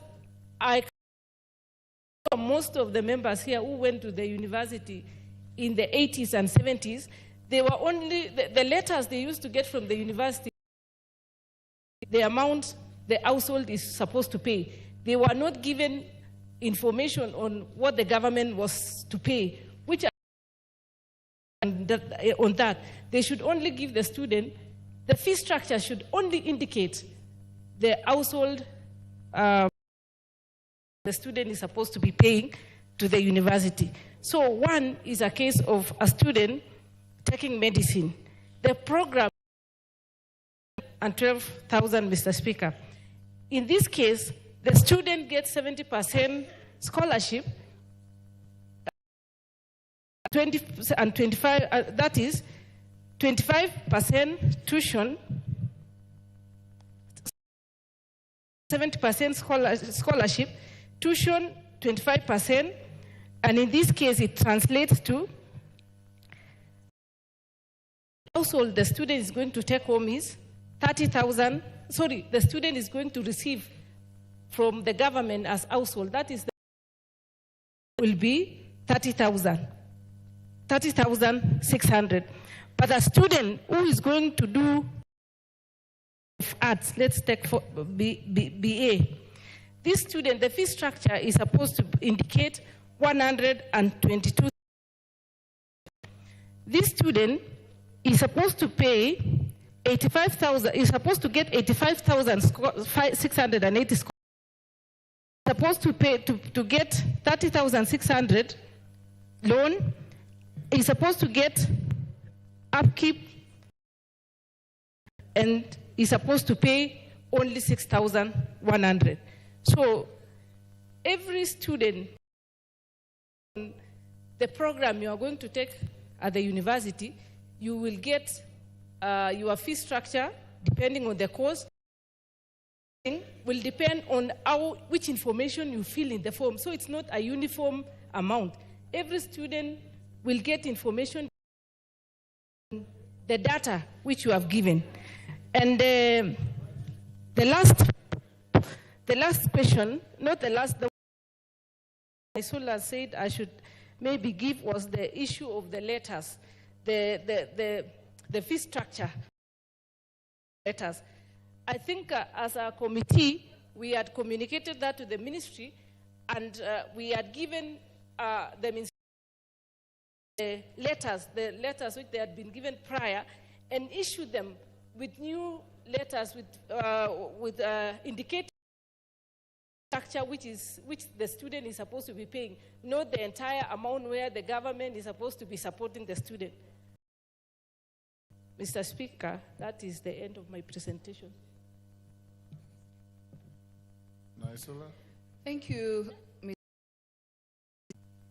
I don't think Kenyans are in a position to still understand what is really going on with this higher education model. Response, it's a good one if it works or if it is implemented correctly. It happens also with anything new. But we have to be careful. And I want to ask my questions as such, because we can't joke with the education of our children. Many to school, to TVETs, universities, and colleges if this information is not clear. So my first question is this. It is clear that a generated information, you key in and it comes out. I'm asking, has the ministry tested? Has it been fed? And what has come out of it? Has it been piloted? Yeah, in so many words. Has it been, to get the word, I wanted to ask, has this been piloted, and what has been the response so far from? The second thing is this: how will a child in the remote areas of Nyiro, in Samburu, Uko, remote, apply and they get the information that they need using the online process? Lastly, they are the terms. Is it the normal help, or are there new terms with the loan? Because, you know, the government is giving a lot of money, including the upkeep. Is it a loan, and what are the terms of it? And are children in private universities benefiting? Not the COOPs, but if I want to take my child to a private university, do I benefit? So I think if first you could answer those questions, and then we'll see. And lastly, we don't want confusion. The deadline, as Honorable Mbaya has said, is on 15th. It's being closed. So have all our children sufficiently to ensure that they get the information. I've also seen that you've said children without national identity cards. You've said students without national IDs, provisional application processes allow them to apply using alternative as KCSE index number. That is a very important information, because there are students who don't have IDs and they're wondering how they're going to apply. Professor, you can take a few, then you respond. Nikal? Mr. Beautiful proposal that is not going on well because of just logistics. At this point, Mr. Speaker, what we need for every student is, you are in band 1, going to pay this much, loan this much, loan this much. And household this. You are in band 2, you are going to. And this, then, because right now, Mr. Speaker, I spent the whole of Sunday explaining to parents. They have is the letter that went earlier, which just says what the cost of the course is. But if you want government help, apply through this. So that all these details at this point, if the deadline is a simple thing, band A, band 1, you pay this much, loan this. That's what they want. The details into further communication. Number 2, say extend the time, because there's no time for application. So there are things you do to get things going while you are going into the simpler, the detail. Parents are going all over the place trying to raise 500,000 shillings for medicine. Information, simple, this is what to do, and this is how, and then that can be one advert on a page. The percentage is this. Then you put that system where they can put in even with a mulika. You are in your number, whatever number, then it tells you the band. Okay. So you know the band, you know what you're supposed to pay, then work out, Mr. Speaker. It's a crisis. Kamei, Justice. Mr. Speaker, for the opportunity you've given me. I have tried to listen to Professor, Mr. Speaker. Even with my understanding of models, with my understanding of loan arrangements, with my understanding of bursary, confused. And it calls, Mr. Speaker, when you finally give the direction, it calls for more communication to reach the people, to reach the students of this country. And we will not limit it, Mr. Speaker, to the newspapers alone. There are on the part of the government that should be used so that all the students who want to go to various courses can then get the information. In that kind of communication, for example, a student going to study Bachelor of Arts, a student going to study technology, study medical, this is the fee structure. And then this is the loan that will be given to the student. This is the bursary that, and this is the balance. Such communication, Mr. Speaker, will really help us be able to reach our people and explain this model, which is so saying, but then it is clouded in some form of miscommunication and technical.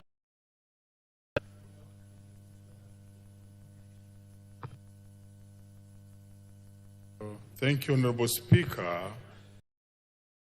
Your own area of a lot of mastery, the book is Enemy of the People. A brilliant man, top man has a good idea, but the local man does not know. He loses it and he loses it all. What we are dealing with is a situation where the ministry has info, seems to have a procedure, don't know. Therefore, I'll be asking you, Honorable Speaker, I rushed in specifically for this. The students and the education of the new students who are going to the university. By possibly helping the House resolve that, the deadline be extended. Because that will really help as the new minister comes down to write a proper memo that will indicate how the fee structures are. I don't want to repeat what the other members have said because it has already discouraged some learners from going to the university. Number 2, if the House, if you could make a ruling, students who are supposed to go to university, all of them go. Because last time when you were in such a situation, that was the resolve that the situation. And then the rest of those issues will be done when they're already there. So that the ministry can have time to explain all these processes, when explained here, looks very good, but outside there, it's not communicated and it's not working. Have helped the entire education system for now. Thank you, Honorable Speaker. Can you take your seat? And your member has tried her best from into the House. Even an above average member is not following clearly. This requires some different approach. Honorable Meli, I'll give you time to tomorrow to come and inform the House at 2:30. One, whether there is a possibility of extending beyond 15th, which is day after tomorrow. Two, whether you can employ a better mechanism of communicating to the students, including but not limited to having education officers that are deployed at division levels to be the centers of communication and filling of the forms by the students from those officers. Number three, you can also find out from the they can delegate the universities of admission as agents for assisting the students to fill the forms so that no student loses out because of either inadequate communication, poor communication, because from what Professor Barto has read to the House, the statement is begging more questions than giving. And as the chair of the committee, I would advise you and direct you, get to the ministry this afternoon, opportunity tomorrow at 2:30 to make a proper communication. I'm sure let the chairman go and get information and come and give to the House. Listening to Naisula, the questioner, to Dr. Nyikal, to Justice Kemei, to Omboko Milemba, to Mutunga, to Owen. The concern is simple. A good idea, inadequate communication. A good communication. A good idea, there is no clear implementation process. That is how I am understanding this issue. But let's not belabor the point. Let the chairman and those with issues, I'll give you time tomorrow because we're already getting to 5.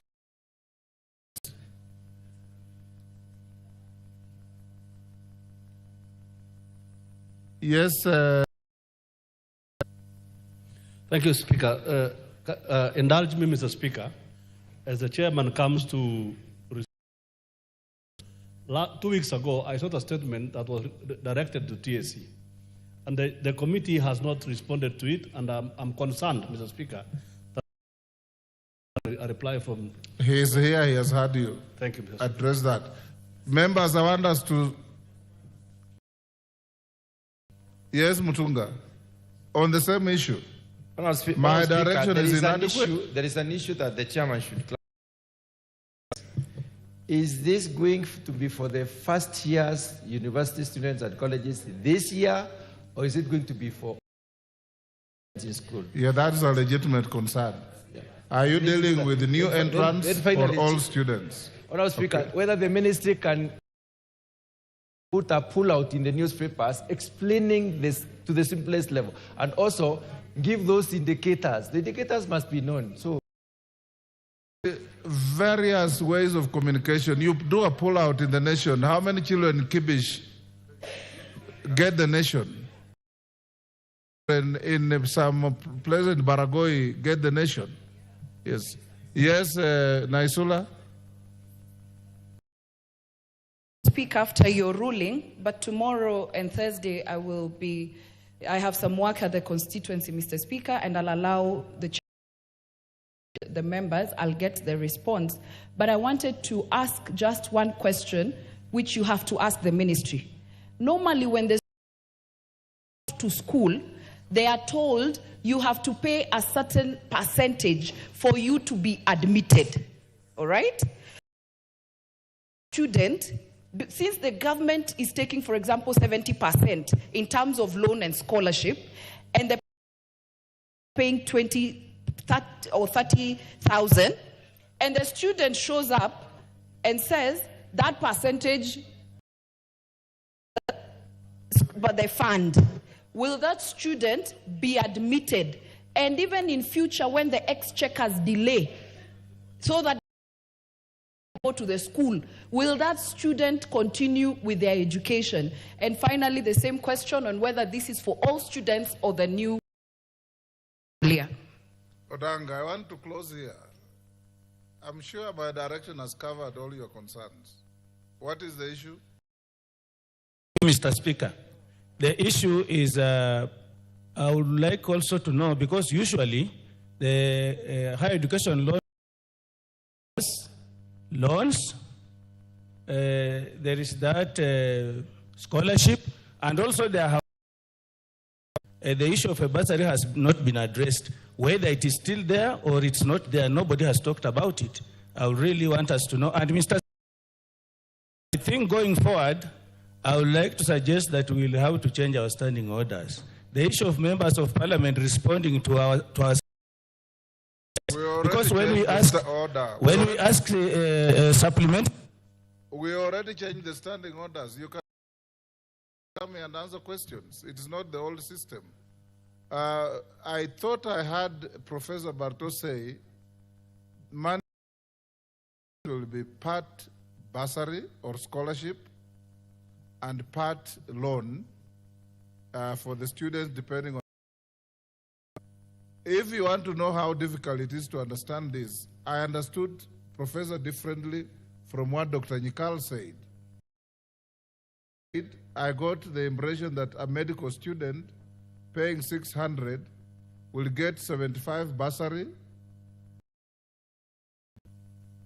and then you are left with 10%, is it?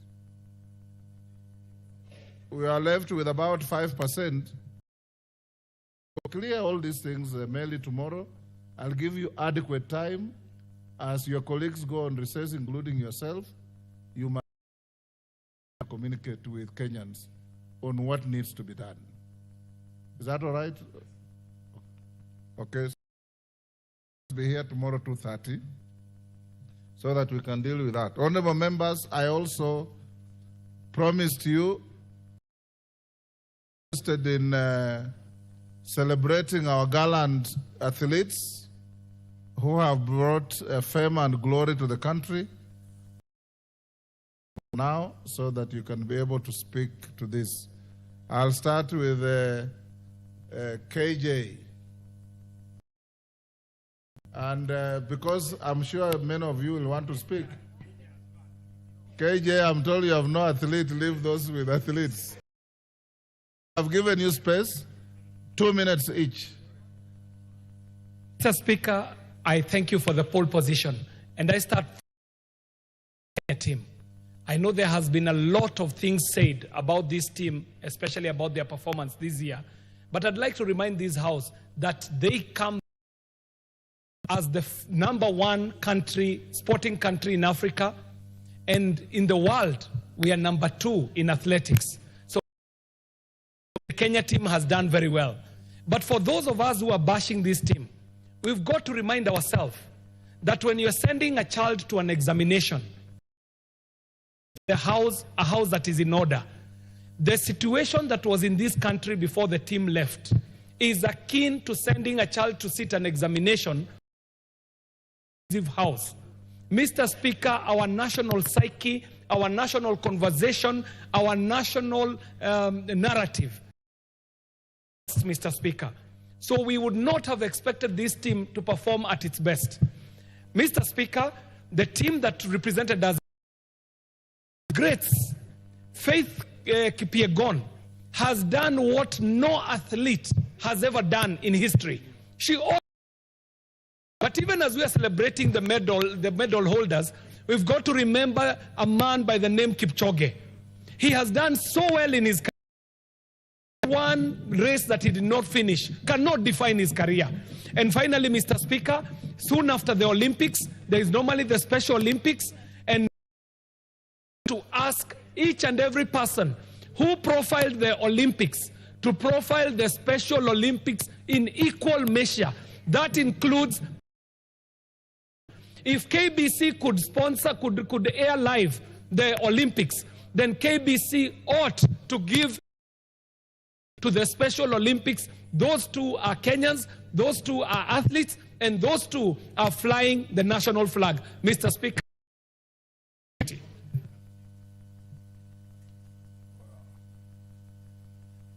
Member at the back, that's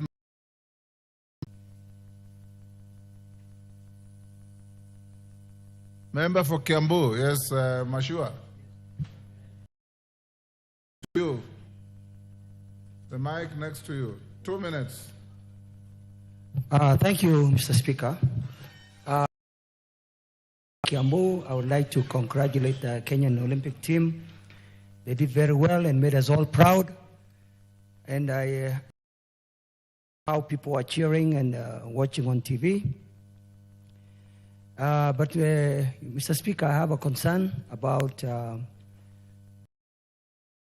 who have left Kenya because of greener pastures elsewhere. Today, in today's paper, we read about how leading the delegation, maybe not this year, but prior years, had taken advantage of the athletes.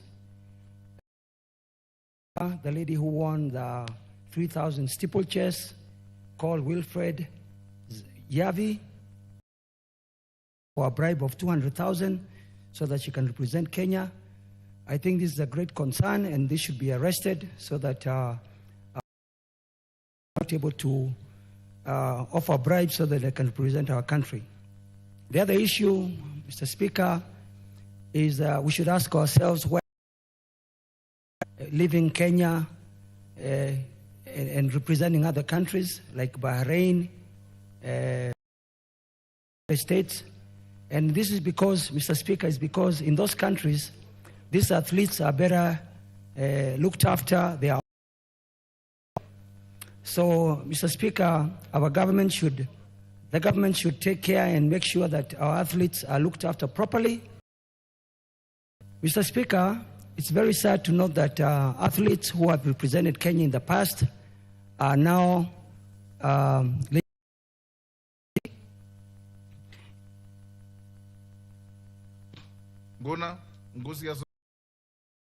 Thank you, Mr. Speaker, for giving me this opportunity. Mr. Speaker, I just want to congratulate our athletes for the exemplary performance in just concluded Olympics.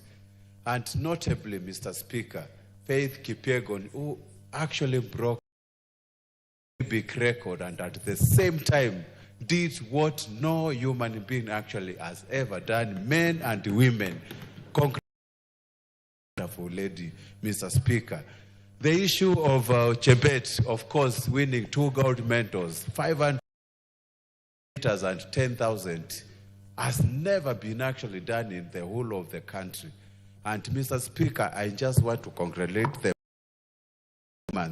On the other issue, Mr. Speaker, I would like to thank my second home, Greece, which gave the world. Everybody knows Olympics started in Greece. And I would like to take this opportunity to appreciate these Olympics. The other issue, Mr. Speaker, we noted, Kenya participated only in athletics. And all the mentors, 11 athletics disciplines, we need to widen our sports coverage, Mr. Speaker, in terms of the increase more games so that we can earn more mentors. Of course, we emerged top in Africa, but we still need to do so that we can actually start competing with countries like United States, who banked over 100 medals, and compete with even countries. Speaker, I can say we don't have time actually to talk, but let me take this opportunity on behalf of my family and people say congratulations to Kenyans for bringing us this victory. 11 men. Chematia.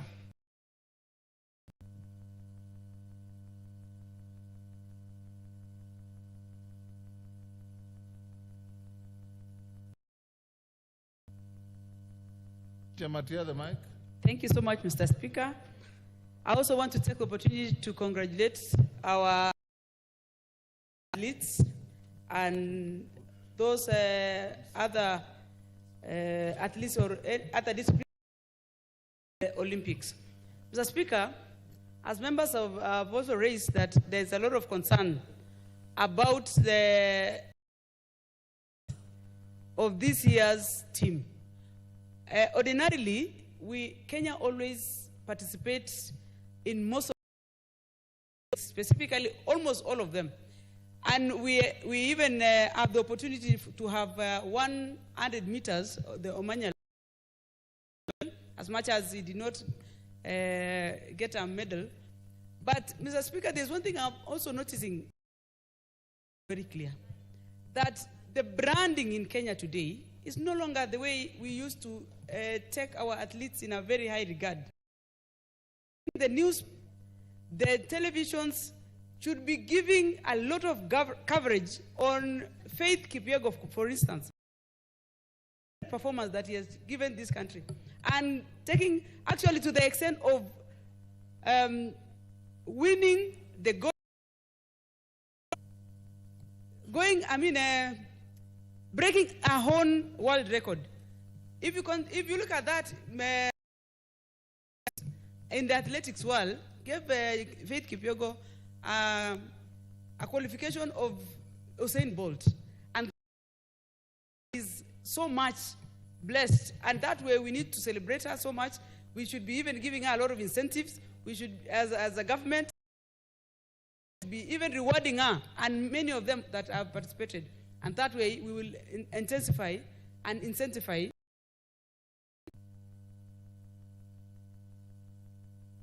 The Honorable Pukose, Robert. Thank you, Honorable Speaker, for allowing me to congratulate our athletes. Honorable Speaker, I want to congratulate Kipyegon together with Chebet, and of utmost my constituent who managed to get silver in the 5,000.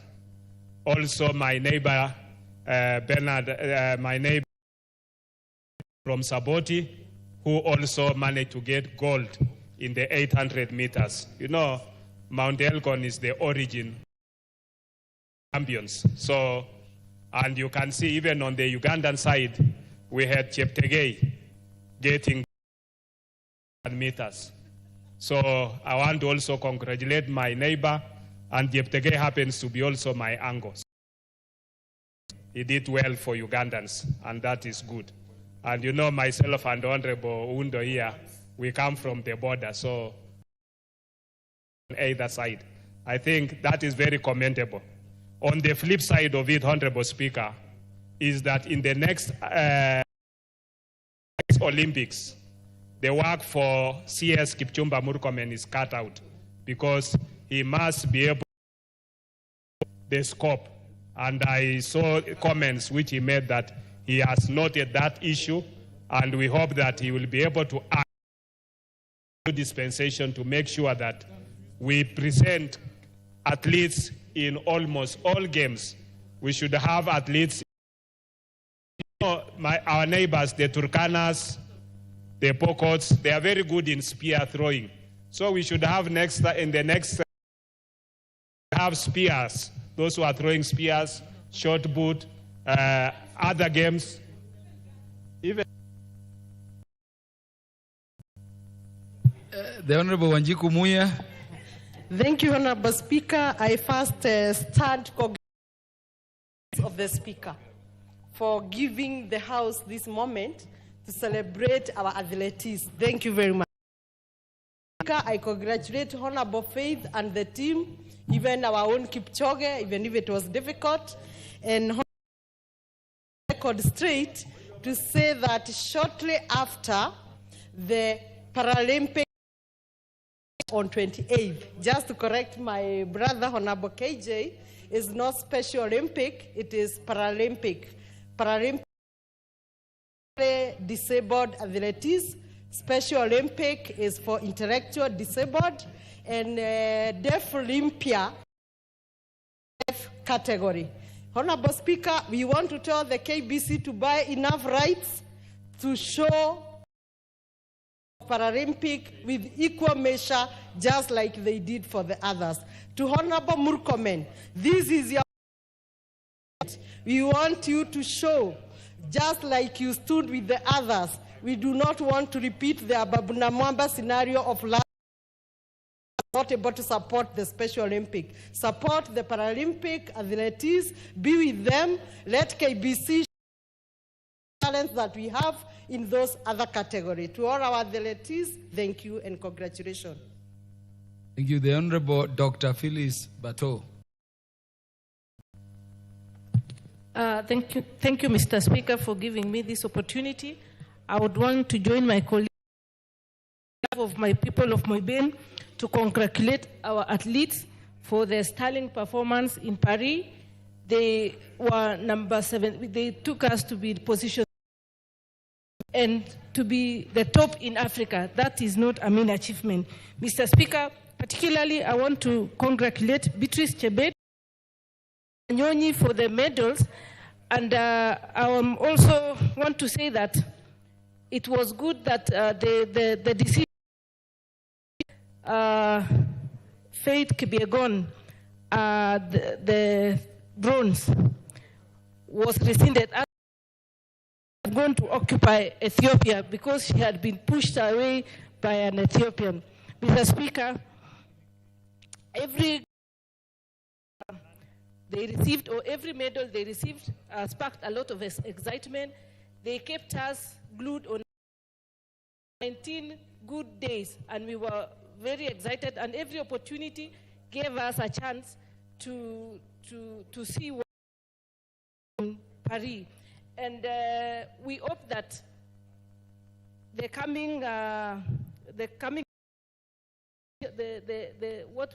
my colleagues are referring us to a Special Olympics, we will do much. We will Murkomen, we wish him the best in this new assignment of taking over the sports docket, and we know he will do a comment. Mr. Speaker. The Honorable Francis Ige.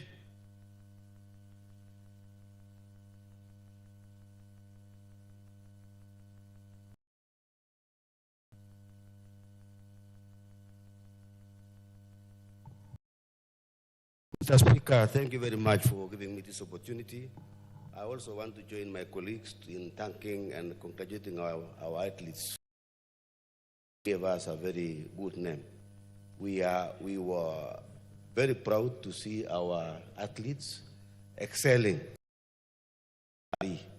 I want especially to mention Faith Kipyegon and Chebet, who did a performance. And our people were glued to the TV. Myself, I watched throughout, and I saw our family well. Mr. Speaker, I think it's high time. I know we can do better than this. And I think we need to prepare our athletes better than we did last time. And I want to thank for making a very strong statement in Paris, because he said it is time we diversify, that we can do the games which are available, because we cannot continue, Mr. Speaker, the 10,000 meters which we have always been doing, and the steeplechase is now gone to other people. We change, we diversify, so that we can be able to have more medals in these areas. Mr. I want to thank Wamanyala. Wamanyala was trying 100 meters. I know he can do it better next year. Wanyonyi did extremely well, and we thank them. Mr. Speaker, we need to award and reward these athletes. Proud and I know we must give them a national. The Honorable Justice Kemei. Thank you, Mr. Speaker, for giving me the opportunity to also congratulate our athletes. Mr. Speaker, I thought this side is for footballers, not athletes. Mr. Speaker, but we are coming this way. Mr. Speaker, the performance in Paris was splendid. And I want to join you, Mr. Speaker, members of Parliament and the entire country in congratulating our sportsmen and sportswomen. We must not forget, Mr. Speaker, the coaches, the people who spend so much time in the training camp to prepare these athletes. Part of that training team, Mr. my own brother, Japhet Kemei. And I want to give him congratulations for what he has done, not only for the people of Kericho, but also for this country. Beatrice Chebet, for winning us 2 gold medals. We, the people of Kericho, are so proud of you. For faith, what no human being has ever achieved, we congratulate you. For Wanyonyi, who is 20 years old and managed to beat a rope of Canada, we congratulate all of them. And finally, Mr. Speaker, Mr. Murkomen, the minister, there are areas in which we've passed. But there is now a challenge from America, there's a challenge from Ethiopia, there's a challenge from other countries. Please focus on middle distances like 1,500, and as you have said yourself, go to other areas in which this nation. Congratulations, Kenya, and congratulations, my elder brother, Japhet Kemei. Thank you. Honorable Julius Meli. Thank you, Mr. Speaker. Mr. Speaker, I rise to really give congratulations and halulations for the Olympic team. The Olympic team this time, having won a total of 12 gold medals. This is a real honor to this country. What the country needs, and I think the athletes have shown, from 1950 in Mexico, 68, all the way up to now in Paris. Mr. Speaker, if there is any name Kenya has earned, it is from the athletes. And I want the government and the ministry to put a lot of emphasis. Kenya has been a powerhouse in long and we are slowly losing to our neighbors, Uganda, Ethiopia, and even emerging powerhouses like and even Canada and even the US. We really need to invest in this, Mr. Speaker. And more particularly, we need to motivate to realize that the winners, even in Bahrain, some of them will get a lot of motivation in terms of cash awards. Kenya needs to know that even those people, some Kenyans win, even in other parts of the world. Kenyans here, motivate them and they all run for our country. We are actually going to lead in even the US and other Western countries. In this case, we want to really inspire the young and make sure that the athletics fraternity is recognized and the young know that they'll earn a living out of it. I support and I want to say congratulations, athletes. Is there the Chair Budget and Appropriations Committee on the Boruto? Yeah, give him the mic. Mr. Speaker, I also rise to allow our athletes who have actually demonstrated that they can lift the flag of this nation and the name of our nation. I want to single out the beautiful ladies of Kenya who actually put us, not to forget one man, Wanyonyi. Mr. Speaker, you need to know the story of that young man. He was a herdsman in a village called Kosera. They took over him as a child, took him to school, gave him an opportunity. Today, he's running with the Quality of Kenya. It demonstrates and support the destitute in a society, and we give them a second chance. That is a story that I really wanted to say. Lastly, Mr. Speaker, because of time, is Kenya and Federation. We've had a lot of issues here every now and then, especially surrounding elections. It is time we need to look at it, because if you look performance, much the ladies did us favor by winning. We had a lot of challenges on our specific track events like 3,000 steeplejages that Kenya has been winning every now and then. But slowly we are drifting. It shows there's a problem or in the process of training and identifying the team. And all goes together zeros to the leadership. Mr. Speaker, I want to call upon that the government should begin now to sit down and look at the Federation of Athletics Kenya. We cannot afford to lose what it has been known for Kenya for a long time. Now other countries are coming in. 800 again, women and men. We are seeing other countries like America. They are shifting from their short races. Now they're coming to long. Well, the fact that we did well, we came out the first one in Africa, but we saw losing on the critical areas of our performance. Thank you so much, Mr. Speaker. Honorable Ferdinand Wanyonyi.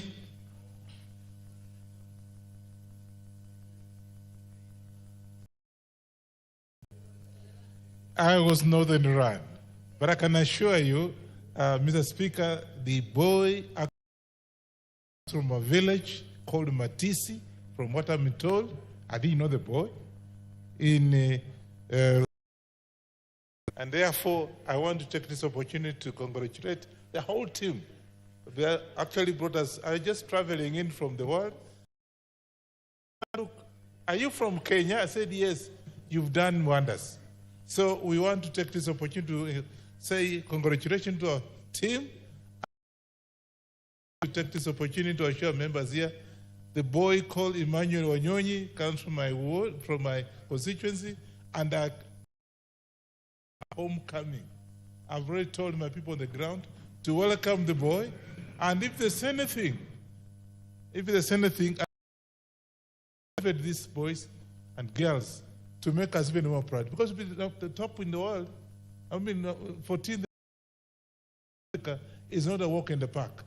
I want to take this opportunity to thank the athletes, and particularly Kijana Emmanuel Wanyonyi, my namesake.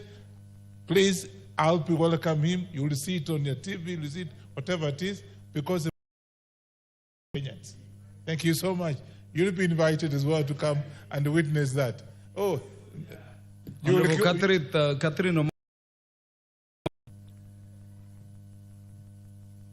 Thank you, Mr. Speaker. I stand as one of Kenyan at this moment, looking into how our Olympians participated. They still showed unparalleled strength, because we had changes just before we had GNZ's issues that had come up, and we thought maybe they would be stressed naturally. Patriotic. So I watched the whole time, and there was a moment where games as a whole, the boxing game, I witnessed something that was a little bit unfair, and because I know in Kenya in future we will be participating, let the transgender fight transgender. Let run with the male athletes, and let the female athletes also compete with the female. Confuse a man who almost has features of a woman fighting a real woman. It was a little bit unfair, but Wanyonyi, who my friend CNN... Are you saying some man pretended to be a woman and was allowed to fight women? Human rights that acknowledge if a transgender is there and wants to be seen as a woman, they have been given that. Gender fight transgender, and not... Yes, Honorable KJ, what is out of...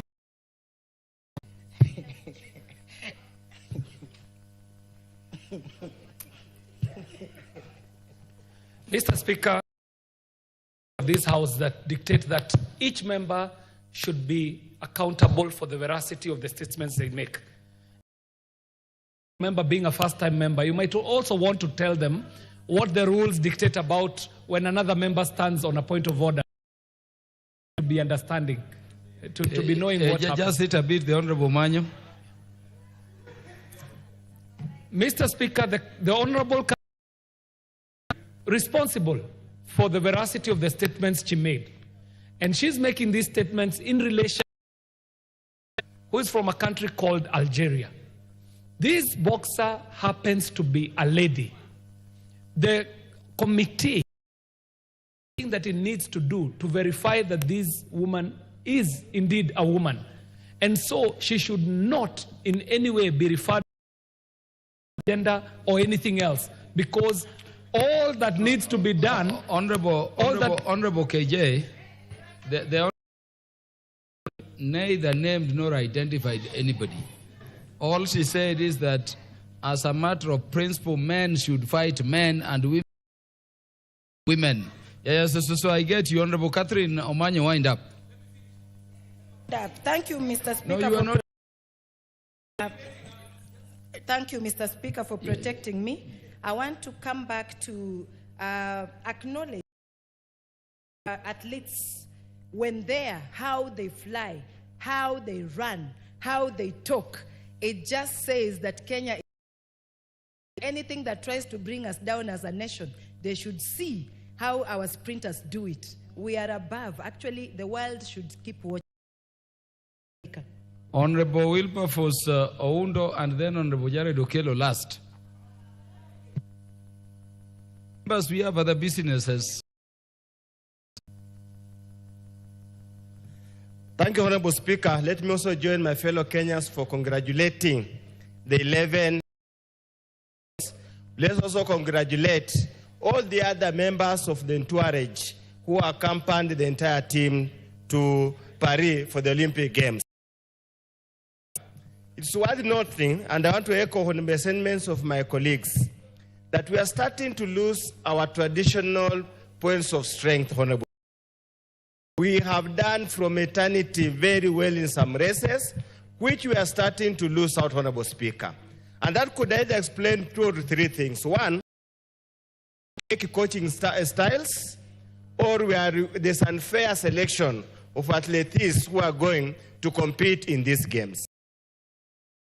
I also want to make this point very clear, that our athletes are our best global ambassadors. They depict what Kenya ought to be and what Kenya is. Unfortunately, Honorable Speaker, at their end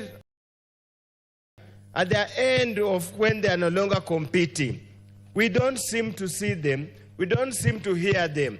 They disappear into oblivion.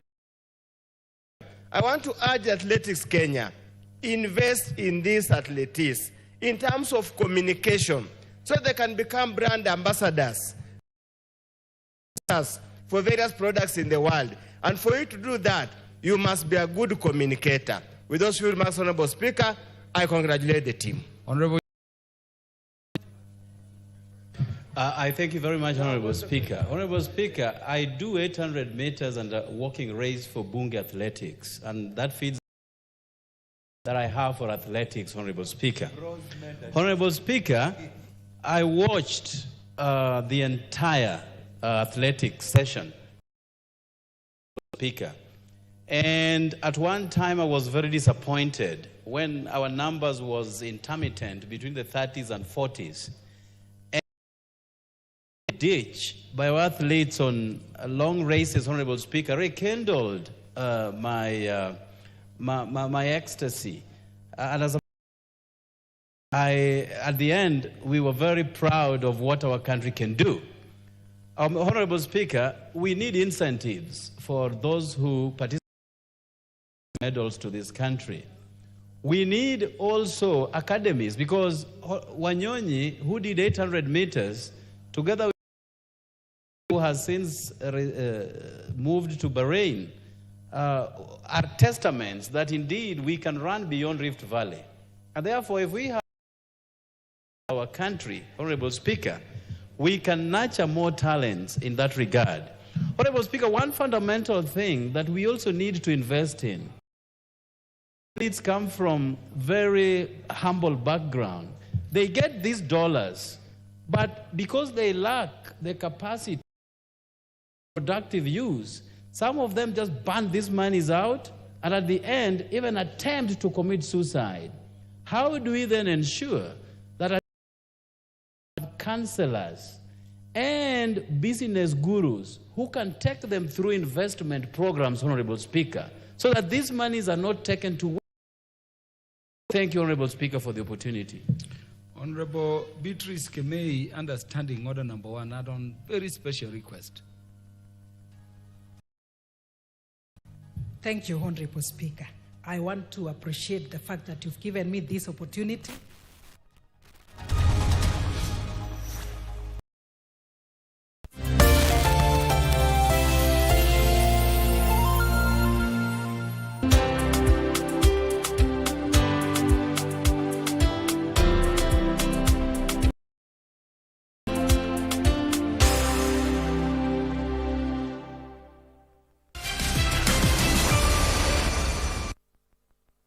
Safaricom, proud sponsor of Team Kenya at the Olympics. What a finish! It's the last athletics gold! It couldn't be this dramatic, could it?